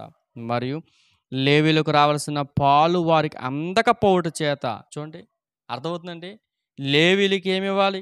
మిమ్మల్ని అడుగుతున్న లేవీలకి వీళ్ళు ఏమి ఇస్తామని మాట ఇచ్చారు? ఇశ్రాయేలు ప్రజలు అడుగుతున్న మరలా ఇశ్రాయేలు ప్రజలు లేవీలకి ఏమి వస్తానని చెప్పారు? ఎంతవరకు ఇస్తానని చెప్పారు? మిమ్మల్ని అడుగుతున్నాను. నాకు సమాధానం చెప్పండి.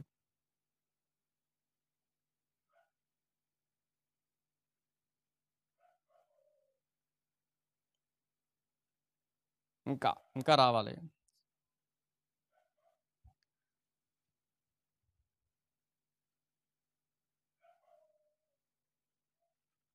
Thank you. దశమ భాగాలు 10వ వంతు ఇస్తామని మాట ఇచ్చారు. లేవీలందరికీ 10వ వంతు ఇస్తాం, 10వ వంతు ఇస్తాం, 10వ వంతు ఇస్తాం, 10వ వంతు ఇస్తామని. లేవీలకి ఇవన్నీ ఇస్తానంటే లేవీలకి రావాల్సినటువంటి ఆ పాలు ఇవ్వలేదంటండి వాళ్ళు. అంటే దశమ భాగాలు కూడా ఇవ్వలేదంట. మరలా చూడండి, సేవ చేయి లేవీలను గాయకులను తమ పొలములకు పారిపోయారని తెలుసుకున్నాడు. పొలాలకు వెళ్ళిపోయారటండి. బాధ వచ్చి పొలాలకు పోయి ఏం చేసుకుంటున్నారంట వాళ్ళు? వాళ్ళ పనులు చేసుకుంటున్నారంటే. అంటే ఇప్పుడు దేవుని మందిరం పరిస్థితి ఏమైపోయింది చెప్పండి? దేవుని మందిరం యొక్క పరిస్థితి ఏమైపోయింది? ఆగిపోయింది. పనులు ఆగిపోయాయి. ఎవరి వలన? ఎప్పుడైతే నిజం చెప్తున్నాను, నెహమ్యా గారు ఎప్పుడైతే అక్కడికి వెళ్ళాడో, రాజు దగ్గరికి వెళ్ళాడో, ఇక రూపురేఖలు మారిపోయాయి. ఇలా రూపురేఖలు మారిపోయాయి. లేవీలు కూడా సరైనటువంటి తిండి పెట్టలేదంట, సరైన వసతులు ఇవ్వలేదంట. లేవీలకి మందిరంలో ఇవ్వాల్సినటువంటి బాధ్యతలు వీళ్ళు పట్టించుకోలేదటండి. 10వ వంతు దశమ భాగం ఇస్తున్నారు, అది కూడా ఇవ్వలేదని. అందుకనే లేవీలు గాయకులు తమ పొలాలకు పారిపోరని తెలుసుకున్నాడట. నేను అధిపతులతో పోరాడి దేవుని మందిరంను ఎందుకు లక్ష్య పెట్టలేదని అడిగాడట. వారిని సమకూర్చి తమ స్థలాలు ఉంచితిని. అటు తర్వాత యూదులందరూ ద్రాక్షారస తైలములో 10వ భాగం ఖజానాలోకి తెచ్చారట. నమ్మకం గల మనుషులను పేరు పొందిన చూడండి నమ్మకము కలిగిన కొంతమంది మనుషుని పేరెట్టాడు. షెలమ్య అను యాజకుని సాదోకు అను శాస్త్రిని. షెలమ్య అను యాజకుడు సాదోకు అను శాస్త్రిని లేవీయులో పెదాయను ఖజానా మీద నేను కాపరులుగా నియమించితిని. షెలమ్య అను యాజకుడిని చూడండి నమ్మకం గల మనిషిని ఏర్పాటు చేసుకున్నాడు. ఒక అతని పేరు షెలమ్య అను యాజకుడు. మరలా రెండవ అతడు సాదోకు అను శాస్త్రి. లేవీయుల్లో పెదయను ఖజానా అంటే క్యాషియర్ కింద వీళ్ళ ముగ్గురిని ఆ కాపర్లుగా నియమించాడటండి. ఎవరు? నెహమ్యా గారు. వారి చేతి కింద అంటే వీళ్ళ ముగ్గురి కింద మత్తన్య కుమారుడైన జక్కూరునకు పుట్టిన హానాను నియమింపబడెను. అందరికి అర్థమవుతుందండి. హానా నియమించాడంట. తర్వాత మరియు తమ సహోదరులకు ఆహారం పంచిపెట్టు పనివారికి నియమింపబడెను. నా దేవా 14 వచనం జాగ్రత్తగా నా దేవా ఈ విషయం నన్ను జ్ఞాపకం ఉంచుకొని నా దేవుని మందిరమునకును దాని ఆచారముల జరుగుబాటుకును నేను చేసిన ఉపకారమును మరువకుండుము. ప్రభువా 12 అధ్యాయాల జీవితంలో నీకు సారాంశం తెలుసు. 52 రోజుల్లో ప్రాకారాలు కట్టాను. 52 రోజులు అయిపోయిన తర్వాత మరలా నీ కొరకు పర్ణశాల పండుగ చేసు. పర్ణశాల పండుగ అయిపోయిన తర్వాత ప్రభువా మరలా నీ నిమిత్తం మేము తెలుసుకున్నాం, ఆ పాపాలు ఒప్పుకున్నాం. ప్రభువా ఇంతవరకు బాగానే సాగింది. ఈ గ్యాప్లో నేను ఎప్పుడైతే అక్కడికి వెళ్ళానో, రాజుగారి దగ్గరికి వెళ్ళానో, ఆన్ ది స్పాట్లో సాతానుగాడు ప్రవేశించి మీ ఇశ్రాయేలు ప్రజలు ప్రభువా వీరందరిని కూడా వారి స్థితిగతులు మార్చేశాడు. ప్రభువా ప్లీజ్ ప్లీజ్ నేను చేసిన ఉపకారాన్ని మర్చిపోకు. ప్రభువా నన్ను బట్టి మరొక్కసారి బతిమలాడుతున్నా ప్లీజ్ ప్రభు అని మరలా ఆన్ ది స్పాట్ ప్రార్థన చేశాడు నెహమ్యా గారు. అంటే మొదటి అధ్యాయం ఏ విధంగా అయితే ప్రార్థన చేశాడో మరలా అదే ప్రార్థన మరలా కంటిన్యూ చేస్తున్నాడు. మళ్ళీ అదే ఇశ్రాయేలు ప్రజల గురించి ఇశ్రాయేలు ప్రజలు మాట్లాడుతూ ఆ దినములలో యూదులలో కొందరు చూడండి ఈ దినములలో యూదులు కొందరు విశ్రాంతి దినమున ద్రాక్ష తోటలో తొక్కడానికి వెళ్తున్నారట. గింజలు తొట్టులు వేస్తున్నారంట. గాడిదల మీద బరువులు మోపుతున్నారట. ద్రాక్షారసమును ద్రాక్ష పండ్లను అంజూరపు పండ్లు నానా విధములను బరువులు విశ్రాంతి దినము ఏషిలేము తీసుకువచ్చుడు చూసి ఈ ఆహార వస్తువులు ఆ దినం నమ్మువారిని గద్దించి అడిగితే నీకు వచ్చిన తర్వాత మీకు ఏమనిపించింది చెప్పండి? మిమ్మల్ని అడుగుతున్నాండి అసలు బుద్ధి ఉందండి వీళ్ళకి అసలు అనకూడదు. కానీ నిజంగా దేవుడు ఆ టైంలో నిజంగా సీరియస్ అంటే వీళ్ళు ఎంతండి మర్చిపోయారండి. కృతజ్ఞతాహీనులు మన వాళ్ళు చెప్పాలంటే. దేవుడు వారి పట్ల చూపించిన ప్రేమను మర్చిపోయారు. అది అప్పుడే కదా, అప్పుడే అంతే కొన్ని రోజుల ముందో కొన్ని సంవత్సరాల ముందు తెలియదు. అప్పుడే దేవుని ఎలా మర్చిపోయారండి? మాట ఇచ్చారు కదండి, ముందు మాట ఇచ్చారా? ఇదిగో మేము విశ్రాంతి దినం ఏ పని చెయ్యం, విశ్రాంతి దినం దేవునికి పరిశుద్ధ దినం, మేము పరిశుద్ధులుగా ఉంటాం, మేము ఏ పని చేయమని కంకణం కట్టుకున్నారు కదా ముందటి అధ్యాయంలో. అరే ఎలాగా నేను ఎలా వెళ్ళగాని ఎలా మారిపోయారా మీరు? అదేంటి అదే సాతానుగడి తంత్రం. సాతానుడేసి వల అలా ఉంటుంది.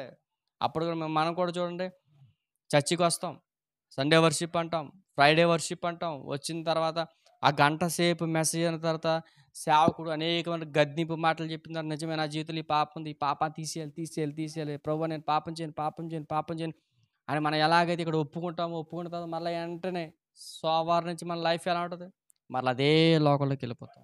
ఎందుకంటే సాతానుడు మన చుట్టూ తిరుగుతున్నాడు. నిజం, సాతాను మన చుట్టూ ఎందుకు తిరుగుతున్నాడు? మన పరలోకానికి వెళ్ళిపోతామని. అందుకని పరలోకానికి వెళ్లకుండా అడ్డగించాలని సాతానుడు ఎన్నో కుట్రలు పండింది. ఆ టైంలో నెహమ్యా గారు ఉన్న టైంలోనే ఎంత బాధపడ్డాడు నేను. అరే ఇది అసలు మీరు అసలు బుద్ధి ఉందా మీకు? గడ్డి తింటున్నారా?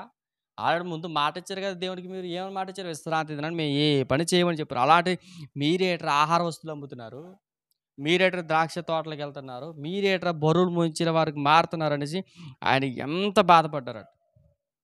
చూడండి, ఒక సిస్టర్ బెదరు మరలా వాళ్ళు పాత జీవితానికి వెళ్ళిపోయారు. నిజమే, వాళ్ళ పాత జీవితానికి పోయారు. అప్పుడు మరలా తూరు దేశస్తులను కాపురమని యెరూషలేములను విశ్రాంతి దినం యూదులకు చేపలు మొదలైన నానావిధ వస్తువులను తెచ్చి అమ్ముతున్నారట తూరు దేశస్తులు. ఎక్కడికి వచ్చి యెరూషలేము దగ్గరకు వచ్చి తూరు దేశస్తులు కాపురం ఉన్నారట. ఎక్కడ కాపురం ఉన్నారట? యెరూషలేములో తూరు దేశస్తులు కాపురం ఉన్నారట. యెరూషలేమును విశ్రాంతి దినం యూదులకును చేపలు మొదలైన నానావిధ వస్తువులను తెచ్చి అమ్ముచున్న అంతటి యూదులు ప్రధానులు నేను ఎదురాడి విశ్రాంతి దినం నిర్లక్ష్య పెట్టి మీరెందుకు ఈ దుష్కార్యం చేయుదురు. అంటే విశ్రాంతి దినాన్ని కూడా వీళ్ళు ఏం చేస్తున్నారు, పనులు చేసేస్తున్నారట. చూడండి ఎంత కఠోరమైన పని చేస్తున్నారు చూడండి. ఎంత బాధపడుతున్నాడు చూడండి. ఆయన ఇంకా ఎంత విచిత్రం ఉందంటే, మీ పితరులు ఇట్లు చేశారు. మీ పితరులు ఇట్లు చేసి దేవునికి యొద్దనుండి మన మీదకిని ఈ పట్టణస్థుల మీద కీడు రప్పించలేదా? అయితే మీరు విశ్రాంతి దినముని నిర్లక్ష్యపెట్టి ఇశ్రాయేలుల మీదకి కోపం మరి అధికముగా రప్పించుచున్నారని చెప్పేసాడండి ఇక. సరే, ఆనాటి కాలంలో ఇశ్రాయేల్ మన పితరులు ఉన్నారు. మన పితరులు ఇలాగే చేశారు. విశ్రాంతి దినాన్ని నిర్లక్ష్య పెట్టారు. అరే దేవుడి పని చేయండి అంటే ఒక్కరు చేయలేదు. గాయకులను లేపండి అంటే లేపలేదు. లేవికి ఇవ్వాల్సిన ఇవ్వలేదు. ఏం ఆనాటి కాలంలో పితరులు ఎలాగైతే చేశారో మీరు కూడా అలా చేస్తున్నారు. దేవుని మీరు చాలా కోపం రప్పిస్తున్నారు అని నెహెమీయా గారు ఆ సభ వాళ్ళందరి ముందర విశ్రాంతి దినం రోజునన్న అందరి ముందర ఖండించాడట, తిట్టాడట. అదే మాట్లాడి చాలా గద్దించాడంట. మరియు విశ్రాంతి దినమున చూడండి, విశ్రాంతి దినమునకు ముందు చీకటి పడను. విశ్రాంతి దినముకు ముందు అంటే శుక్రవారం, అంటే విశ్రాంతి దినం ఆ రోజు శనివారం. విశ్రాంతి దినముకు ముందు చీకటి పడినప్పుడు యెరూషలేము గుమ్మములకు మూసివేయవాలి. అంటే యెరూషలేము గుమ్మం ఉంటుంది, పెద్ద గుమ్మం ఉంటుంది. ప్రాకారం కట్టారు కదా, చుట్టూరు ప్రాకారం కట్టగా యెరూషలేముకి. ఆ యెరూషలేము చుట్టూరు కట్టిన ప్రాకారానికి ఎవడు కూడా లోపల రాకుండా ఉండడానికి ఒక గుమ్మం ఉంది. ఆ గుమ్మం దగ్గర ఏం చేశారంటే, రే శుక్రవారం అంటే విశ్రాంతి దినం చీకటి పడుతుంది. మీకు గుర్తుందా లేదండి? ఒక విషయం చెప్తున్నాను, బాగా గుర్తుపెట్టుకోండి. యేసుప్రభు వారిని ఏ టైంలో సిలువేశారండి? విశ్రాంతి దినము ఆయన సమాధి చేస్తున్న టైంలో, సమాధికి పెడుతున్న టైంలో విశ్రాంతి దినానికి ముందు రోజు వీళ్ళు ఏం చేశారంటే, అప్పటికప్పుడు అరమతయి యోసేపు ఏం చేశాడంటే సమాధిని తొలిపించాడు. ఎందుకు? విశ్రాంతి దినం వస్తుంది. విశ్రాంతి దినం అంటే రేపు వచ్చేస్తుంది కాబట్టి మనం అర్జెంటుగా ఏం చేయాలంటే, ఇదిగో ఈరోజు విశ్రాంతి దినానికి ముందుగా యేసుప్రభు వారిని సమాధిలో పెట్టాలని ఆనాటి కాలంలో యోసేపు ఏం చేసి, అరిమతయి యోసేపు సమాధి తెలిపి సమాధిలో యేసుప్రభు వారి బాడీని పెట్టాడు. అంటే విశ్రాంతి దినాడు ఏ పని చేయకూడదు. అలాంటిది వీళ్ళు ఏం చేస్తున్నారు, ఆ గుమ్మం దగ్గరికి వెళ్ళి మూసేయండి, విశ్రాంతి దినం గడిచేవంతుకు వాటిని తీయకూడదు నేను ఆజ్ఞాపించితిని. అంటే తలుపులు ఎవరు తీయకని, ఎవడు కూడా బయటికి వెళ్ళి లోపలికి వచ్చిన తర్వాత మరలా బయటికి వెళ్ళకూడదు, ఇది నేను ఆజ్ఞాపిస్తున్నాను, జాగ్రత్తగా ఉన్నాడు అనేసి ఆయన చెప్పాడంట. మరలా చూడండి, విశ్రాంతి దినమున ఏ బరువుని లోపలికి రాకుండా గుమ్మములు ఎదురు నా పనివారిలో కొందరిని కావలొచ్చేదని. నా పనివారిలో అంటే వీళ్ళ మాట అంటలేదని, వీళ్ళు యూదులు ఎవరైతే ఇశ్రాయేల్ ప్రజలు వీళ్ళు మాట వినడం లేదని ఈ పెద్ద ఆయన ఏం చేశాడు, నెహెమీయా గారు, నా పనివారు, నా దగ్గర ఉండేటువంటి వారు ఎవరైతే నా వారిని నేను కాపలా పెట్టుకుంటాను. ఎక్కడ? గుమ్మం దగ్గర. ఎవరు కూడా బరువులు మోయకండి. మరలా వర్తకులను నానా విధమైన వస్తువులను అమ్మువారును 1-2 మార్లు యెరూషలేము అవతల బస చేసుకొనగా. అర్థమవుతున్న విషయం అంటే కొంతమంది యెరూషలేము ప్రాకారం చుట్టూ తిరుగుతున్నారట. దేనికోసం అనుకుంటున్నారు? వ్యాపారం చేయడానికి. ఏమైనా అర్థమవుతుందండి? అంటే వారి వ్యాపార జీవితాలు, అంటే ఎవరైతే బయట నుంచి వచ్చారో, బయట నుంచి వచ్చిన వారంట ఈరోజు విశ్రాంతి దినం కదా, వీళ్ళు ఆచరిస్తారు కదా, వీళ్ళ దగ్గరికి వెళ్ళకూడదు కదా అన్ని తత్వం లేదు. వస్తారు, ఏదో ఒక సమయంలో వస్తారులే, మన ఎక్కడే కాపలా కాసుకుందామని వ్యాపారం చేసేవారు యెరూషలేము ప్రాకారం గోడల అలా అంటి పెట్టుకుని తిరుగుతున్నారంట వ్యాపారం జరగడానికి. నెహెమీయా వెళ్ళిపోయాడంట వాళ్ళ దగ్గరికి.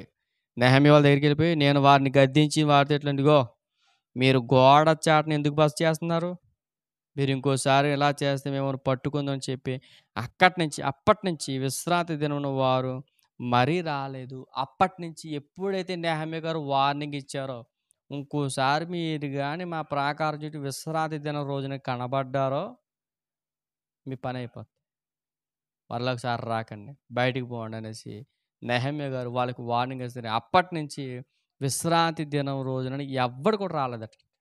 అలా గట్టిగా వార్నింగ్ ఇచ్చారు నెహెమీయా గారు. తర్వాత అప్పుడు తమ్మును తాము పవిత్రపరచుకొనవలెననియు విశ్రాంతి దినమున ఆచరించుటకు వచ్చి గుమ్మములను కాచుకొనవలెనని లేవీయులకు నేను ఆజ్ఞాపించితిని. నా దేవా, ఇందును గూర్చి నన్ను జ్ఞాపకముంచుమని నీ కృపాతిశయము చొప్పున నన్ను రక్షించమని బాధపడ్డాడంట. ఇలా బాధపడిన తర్వాత ఆ దినములలో జాగ్రత్త వినండి, ఇది ఇంకా కఠినం అండి. ఆ దినములో అష్టోదు గుర్తున్నారా? అష్టోదు, అమ్మోను, మోయాబు సంబంధులైన స్త్రీలను వివాహం చేసుకున్న కొందరు యూదులు నాకు కనబడిరి. ఈ వచనం బట్టి మీకు ఏమర్థం చెప్పండి ఒకసారి. ఈ వచనాన్ని బట్టి మీకు ఏమర్థమైంది?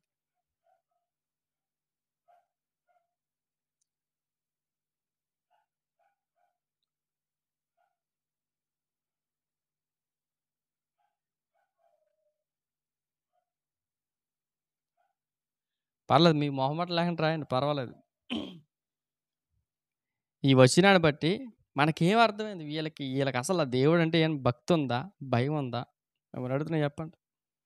ఆ దినములలో అష్టోదు, అమ్మోను, మోయాబు సంబంధులైన స్త్రీలను వివాహము చేసుకున్న కొందరు యూదులు నాకు కనబడరు. వారి కుమారులో సగం మంది అష్టోదు భాష మాట్లాడేవారు. వారు ఆయా భాషలు మాట్లాడేవారు కానీ యోధ భాష వాళ్ళు ఎవరికినే రాలేదు. చూడండి, అన్యులు వివాహం చేసుకుంటే లేదు, వారి బుద్ధి మారలేదు. మ్యారీడ్. చూడండి ఎంత విచిత్రంగా ఉందో. మాట ఇచ్చారు, మాట మీద నిలబడ్డారండి వీళ్ళు? నిలబడలేదు. ఇదిగో మా కుమార్తెలను వాళ్ళకి ఇవ్వం, వాళ్ళ కుమారులు మేము పెళ్లి చేసుకోమన్నారు. కానీ వీళ్ళు ఏం చేశారు చెప్పనా? రివర్స్ చేసి. ఎవరు లేకపోవడం వలన చెప్పండి, ఎవరు లేకపోవడం వలన థ్యాంక్ యూ చేసిన నిబంధనను మీరారు వాళ్ళు. అంటే మరలాడుతున్నాను, ఆజ్ఞ అతిక్రమం ఏంటి? ఆజ్ఞను అతిక్రమిస్తే దాన్ని ఏమంటాం మనం? ఆజ్ఞ అతిక్రమమే పాపం. అంటే ఆజ్ఞ అతిక్రమం వీళ్ళు పాపం చేశారు చేయలేదంటే మొహమాటం లేకుండా భారీగా కనబడుతున్నాయి పాపపు జీవితాలు. వీళ్ళు మరీ ఘోరం కాకపోతే అంతలా ఎలా మారిపోయారండి? నిజంగా చెప్తున్నాను, అంతలా ఎలా మారిపోయారు? ఎందుకంటే నెహమ్యా గారు ఉన్న టైంలో శత్రువులు వెంటాడుతున్నారు. అష్టోదు వాళ్ళని, మోయాబు వాళ్ళని, వీళ్ళందరినీ పెళ్లి చేసుకోవడం. మరలా వారిలో వీళ్ళకి యోధ భాష రాదంట, అష్టోదు భాష వచ్చంట వాళ్ళకి. అంతటా నేను వారితో వాదించి వారిని శపించి కొందరిని కొట్టి వారి తల వెంట్రుకలు పెరికి వేసి, మీరు వారి కుమారులకు మీ కుమార్తెలు ఇక మీ కుమార్తెలకైనా మీకైనా వారి కుమారులను పుచ్చుకొనకి ఉండవలని వారి చేత దేవుని పేరట ప్రమాణం చేయించాడు.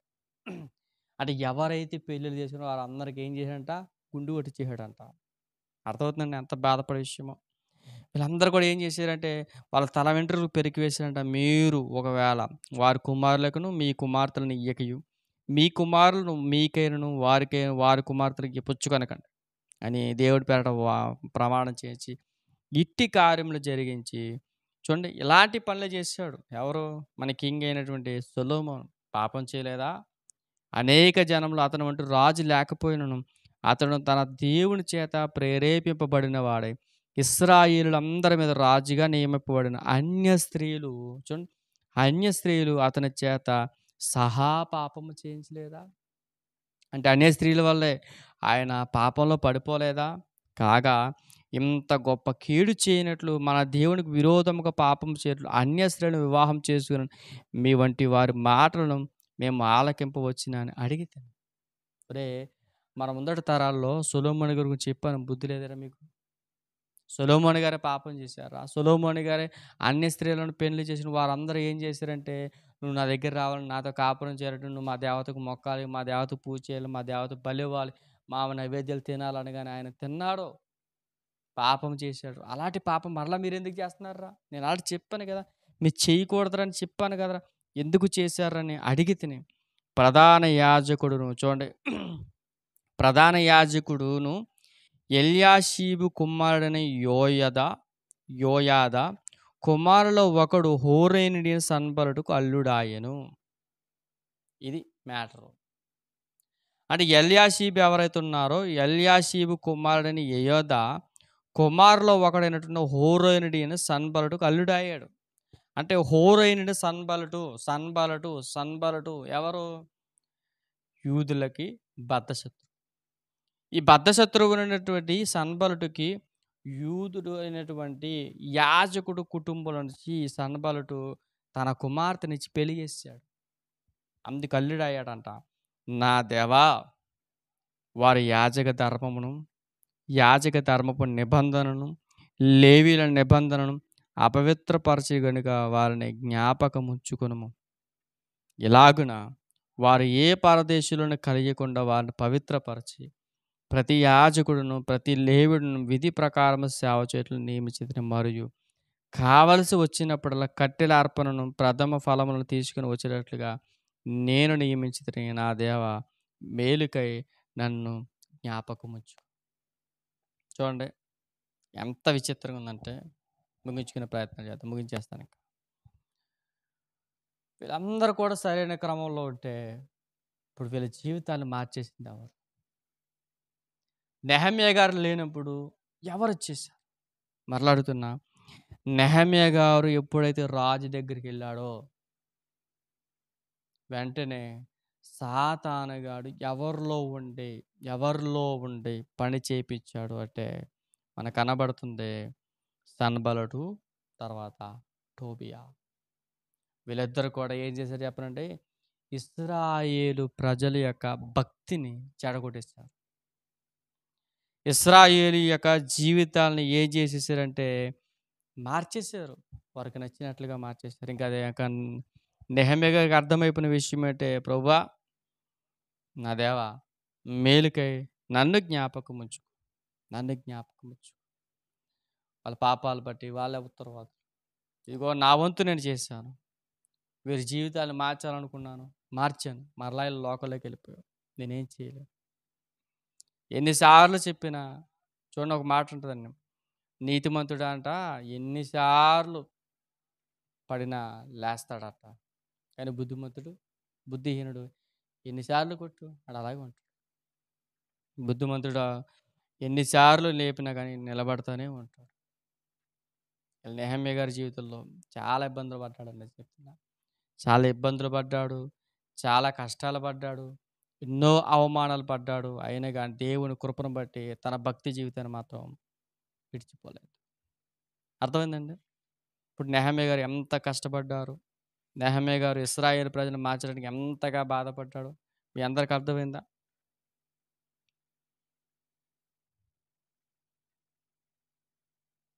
ఓకే.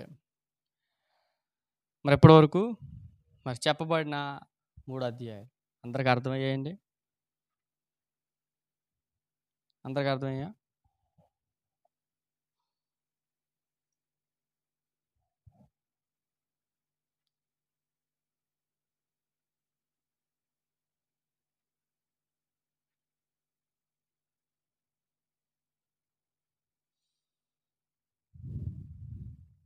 ఓకే అండి. ఇప్పటివరకు మరొక మాట ఏంటంటే, చాలా ఓపికగా ఉన్నారు. అందరికీ మరొకసారి నిండు వందనాలు తెలియజేసుకుంటున్నాను. రేపటి దినాన మరి వస్తున్నటువంటి ప్రశ్నలు ఏవవుతాయో ప్రార్థన చేయండి. ముఖ్యంగా చెప్తున్నా, నెహమ్యా గారు మనకి ఏం నేర్పిస్తున్నారంటే, ఏదైనా ఒక పని చేసేటప్పుడు ప్రార్థన చేయమని నేర్పిస్తున్నారు. ఆ ప్రార్థన తన జీవితాన్ని మార్చి, ఆ ప్రార్థన బట్టి రాజుగారితో మాట్లాడడం జరిగింది. ఆ రాజుగారు మంచి మనసు కలిగిన వాడై దేవుని ప్రేరేపణ చేత ఆ అర్థహస్త రాజు ద్వారా వచ్చినటువంటి వాగ్దానం ప్రకారం వెళ్ళాడు, గోడను కట్టాడు. వారు ప్రజలను మార్చుకోవాలనుకున్నాడు, మార్చాడు. కానీ అప్పటికప్పుడే సాతానుగాడు వచ్చేసాడు. ఇలాంటి జీవితాలు నిజంగా నెహమ్యా గారు పడిన కష్టం అంతా ఎంత కాదు. వాటి కష్టాలు ఎన్నో ఇబ్బందులు పడ్డాడు, అవమానాలు పడ్డాడు. ఆయన కానీ దేవుని కృపను బట్టి నిలబడ్డాడు. అలా నిలబడ్డాడు కాబట్టి దేవుని కృపను ఆయన బలంగా స్థిరంగా ఉన్నాడు.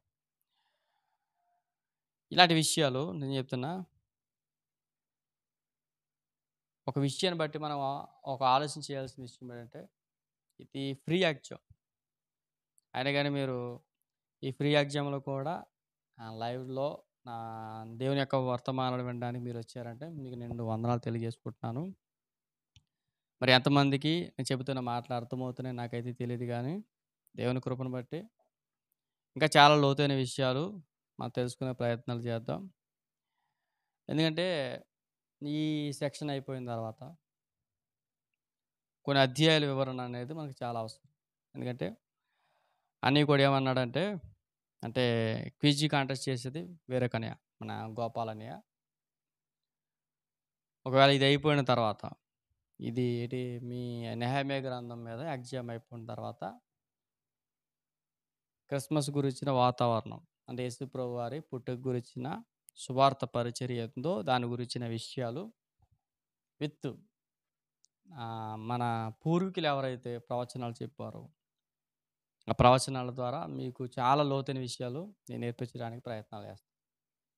మీరందరూ కూడా నా గురించి ప్రార్థన చేయండి. మీకు అంటే ఒకవేళ మీకు బైబిల్ మీద అవగాహన రప్పించడానికి నేను చెప్తున్నానండి. చాలా మా చర్చిలో అయితే లాస్ట్ ఇయర్ చెప్పేసాను. ఇలాంటి సందర్భాలు యేసుప్రభు వారి పుట్టుక గురించిన విషయాలు కొన్ని సిరీస్‌లే చేశాను మా చర్చిలో. అలాంటి సిరీస్ మనం నేర్చుకుందాం. ఆయన పుట్టుక గురించిన విషయాలు, ప్రవక్తల గ్రంథాలు ఏ విధంగా మాట్లాడుతున్నాయో, ఆ గ్రంథాలన్నీ మనం మాట్లాడుకుంటూ, విప్పుకుంటూ, లేట్ అయినా పర్లేదనుకుంటే ప్రతిరోజు దేవుని యొక్క మాటలు మనం విందాం. కాబట్టి నా పరిచర్య నిమిత్తం ప్రార్థన చేయండి. దేవుని చిత్తమైతే మనందరం మరొకసారి కలుసుకుందాం. ఈరోజు క్వెషన్‌లు అడగడానికి ఓపిక లేదు. దయచేసి గమనించండి. ఓపిక లేదు. దేవుని చిత్తమైతే మరొకసారి మనందరం కూడా దేవుని చిత్తమైతే మరొకసారి మనందరం కలుద్దాం. ఒకవేళ వీలుంటే రేపు నైట్, రేపు 6 ఆ టైంకి లేదా 7 ఆ టైంకి ఒకవేళ మీట్ అవుదాం. ఒకవేళ మీకు ఓకే అంటే ప్రశ్నోత్తరాలు కేవలం నేను ప్రశ్నలు మాత్రం అడుగుతాను. ఒకవేళ మీకు ఓపిక ఉంటే 7 గంటలకి వెళ్దామంటే 7 గంటలకి, ఒకవేళ 7 గంటలకి వెళ్దాం, 7 గంటలకు వస్తాం బ్రదర్ అనంటే లైవ్ ఇవ్వండి బ్రదర్ అని పెట్టండి. ఒకవేళ లేదు అంటే మాత్రం మీ ఓపిక. ఒకవేళ లైవ్ ఇవ్వమంటే ఇక్కడి నుంచి స్టార్ట్ చేయండి. ఒకవేళ లైవ్ ఇవ్వండి బ్రదర్ అని పెట్టండి. అందరికి వందనాలు.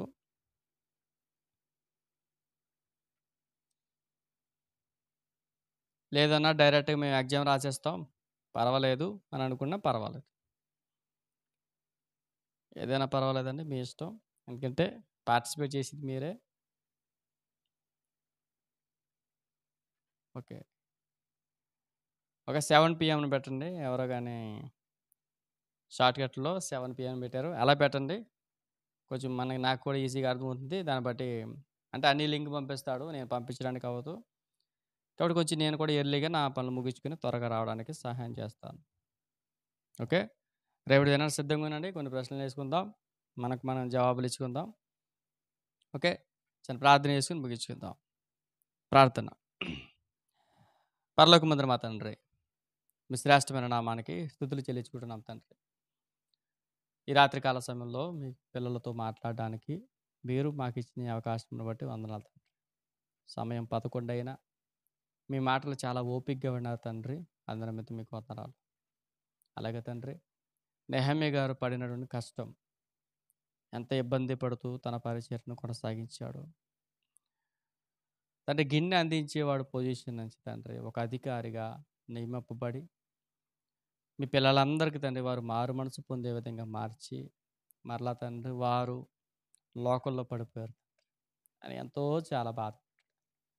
అలాంటి జీవితాల్లో నెహమ్యా గారు రాసిన గ్రంథం, ఈ గ్రంథాన్ని రేపటి దినాన్ని వీళ్ళందరూ తండ్రి ఎగ్జామ్ రాస్తుండగా మీరే సహాయం తెచ్చి వారు ఏదైతే చదివారో చదివిన లేఖనం తండ్రి వారి హృదయంలో దాచిపెట్టుకుని వారి హృదయంలో తండ్రి రాసుకుంటూ ఆ ఎగ్జామ్ రాయడానికి సహాయం తెచ్చి తండ్రి ఇప్పటివరకు చాలా ఓపికగా ఉన్న మీ బిడ్డల్ని జ్ఞాపకం చేసుకోండి.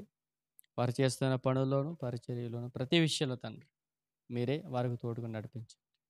మీ కృప కనికరం మేడలో ఉంచండి తండ్రి. నాకును కూడా తండ్రి మంచి ఆరోగ్యం, మంచి బలాన్ని తండ్రి పరిశుద్ధాత్మిక సహాయం ద్వారా మీ పిల్లలకి ఇంకా లోతైన విషయాలు ధ్యానించడానికి నాకు సహాయం దయచేస్తారు.